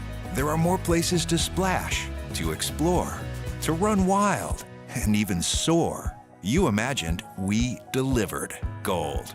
Breck, your #1 park system in the nation. Electricity is all around us, and our families depend on it. Every day is sparked by the power of a cold drink or a warm meal, a movie night, and a comforting light at the end of a dark hallway. From sunrise to sunset, playtime to bedtime, our team is ready to take care of your electrical needs. Even in the case of an after-hours emergency, the light in your life shines brighter with Mr. Electric. I've been doing business with Luba for 25 years. They're dependable, trustworthy. It's just the attention to detail with our clients. Our folks have years and years of experience. They're highly trained professionals, but many companies have that asset. What I'd like to think makes Luba a bit different is that we use those talents in a way that truly is dedicated to. After further review with Matt Moscona, presented by Decision Critical Concierge Nursing. Healthcare for your lifestyle. Learn more at decisioncriticalvr.com. Down the stretch we come. Final segment here on a Thursday edition of AFR. All right, let's find out what we're betting on tonight. Time for Otter Locks. Otter Locks. All right, time to win some money. Presented by Lofton Staffing Services. At Lofton, we put people to work. Call us today at 924-0200 or go to lofton.jobs. I think it's safe to say that I won the bet. Otter, how are you? What's up, Matt? Getting ready for Moscona and tea tonight. Watch football, a little outdoor action over at Curbside. Gonna be a beautiful night. And lot of football tonight, man. How about that rocking chair last night with Jacksonville State? Give my man a ding over there. Love to see that. Laying 21 in a hook, no sweat whatsoever. Lot on the docket tonight, man. We got baseball and we got college football, NFL. What are we perusing tonight? Let's get the Coastal Carolina and James Madison game. James Madison, after being the highest scored team in the country consecutive weeks, 70 against North Carolina, 63 the following week, they get upset against UL Monroe. UL Monroe's better. First-year head coach, 4-1, but it's still that 63 and 70 consecutive weeks that still has the public driving this number up a little bit. We're going to take Coastal Carolina, very small, but plus the 7.5 in that one. All right, Coastal Carolina plus 7.5. Don't like anything on the Yankees, Kansas City. If anything, if you got to bet it, take the under. Under's just cruising along again, 2-0-1 yesterday. So the unders again are dominating postseason baseball. So if you got to take that, take the under. I think the Yankees probably won the series last night, beating Lugo. I mean, he left with a 2-2 game, but Giancarlo, you should know that. He hadn't been hitting too much, but he did last night, gave the game-winning home run. My favorite bet, though, is in the NFL tonight, and we're going with Seattle Seahawks. Just reputation line here. I mean, branding. People are betting San Francisco no matter what it is. San Francisco's 2-3. If they don't get them early, their front four wears down. Two double-digit leads blown in the fourth quarter against the Rams, the beat-up Rams, and then Arizona last week. Seattle catching 3.5 at home. To me, this is a pick-em game. Give me the 3.5 in Seattle at home tonight. All right, Otter. You were on the Guardians as well, right? You gave that out to Hunt on LouisianaSports.net earlier. Yeah, 1-0, but Detroit threatening, bases loaded, nobody out on a couple of walks and a base hit here in early innings. So I didn't play it earlier. Is there any value? Let's see, it's 1-1 now. Second and third, one out. It's just back on the board. Guardians. Let's see, the money line's off the board. The run line is minus 220. Just trying to see if there's any in-game value here. What do you think? What's the money line? I'm sorry. Well, it's off the board right now, but it's taken off. It was at plus 210 on the Guardians. Yeah, I get it. We're behind probably about 45 seconds here, so I mean I got to see what happens, and probably that's what that's why they're taking it off the board as well. So there is that's going to drive Right. in a run. So not sure if it's going to get the runner to third. So innings 1-1. over minus. So you can get the Guardians right now at minus 115 on the run on the money line. The innings over, you're showing? Yeah, they're going to the top of the third. Nobody out. Okay. That's how far behind the TV is. That was just first out. But I guess he gets inning-ending double play. And I mean, this is what it's about. I mean, and we try and teach people all the time. The TV is so far behind. But, wait till stoppages of play to get an accurate read when you're trying to end game. Okay, so we like the Guardians then at minus 115. Yeah, I would take the Guardians, yeah. All right, good deal. All right, perfect. Yeah. Where are you? Let's see, Football Friday. Rufino's tomorrow. Football Friday, Dixon and Charlie to start off at 10 a.m. Ben Mintz was scheduled to do a segment with us at 11 o'clock, but he can't find a ride from the New Orleans airport in time. So 1 minute remaining. So, God bless Mincy. It'll be a good day.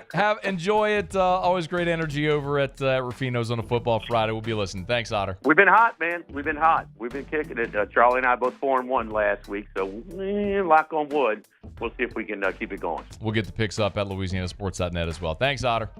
All right, good luck. Be well. It's AFR brought to you by the Williamson Eye Center, 924-2020, 924-2020. Otter is a Williamson Eye Center patient as well. You want to see 2020? The Williamson Eye Center can help. Call 924-2020, 924-2020, or WilliamsonEye.com.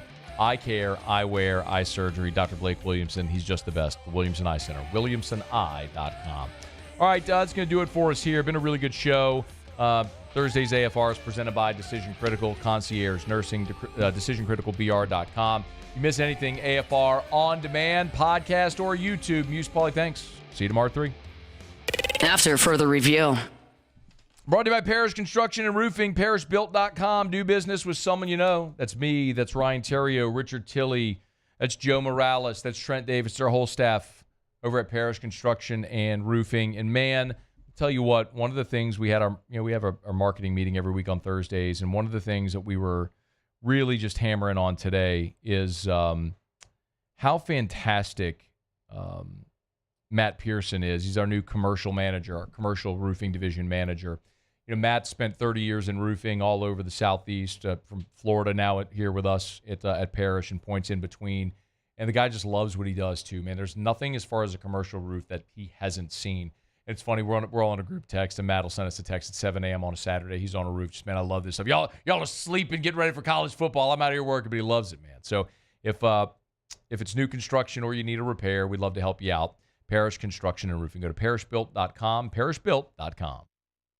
Gulf Coast Bank and Trust is giving our customers the power to bank anywhere, anytime during this challenging event.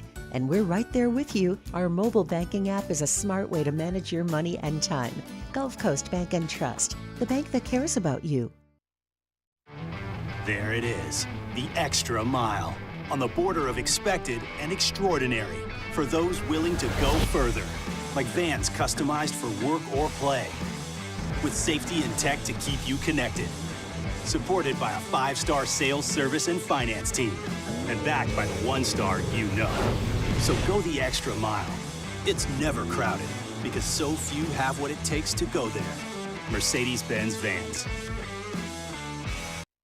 Looking for the ultimate game day experience? Come to the Queen Casino in Baton Rouge. Wall-to-wall TVs mean you'll see every touchdown in HD. Place your bets and feel the thrill of every play with our DraftKings Sportsbook. The Queen Casino, where every moment is a win.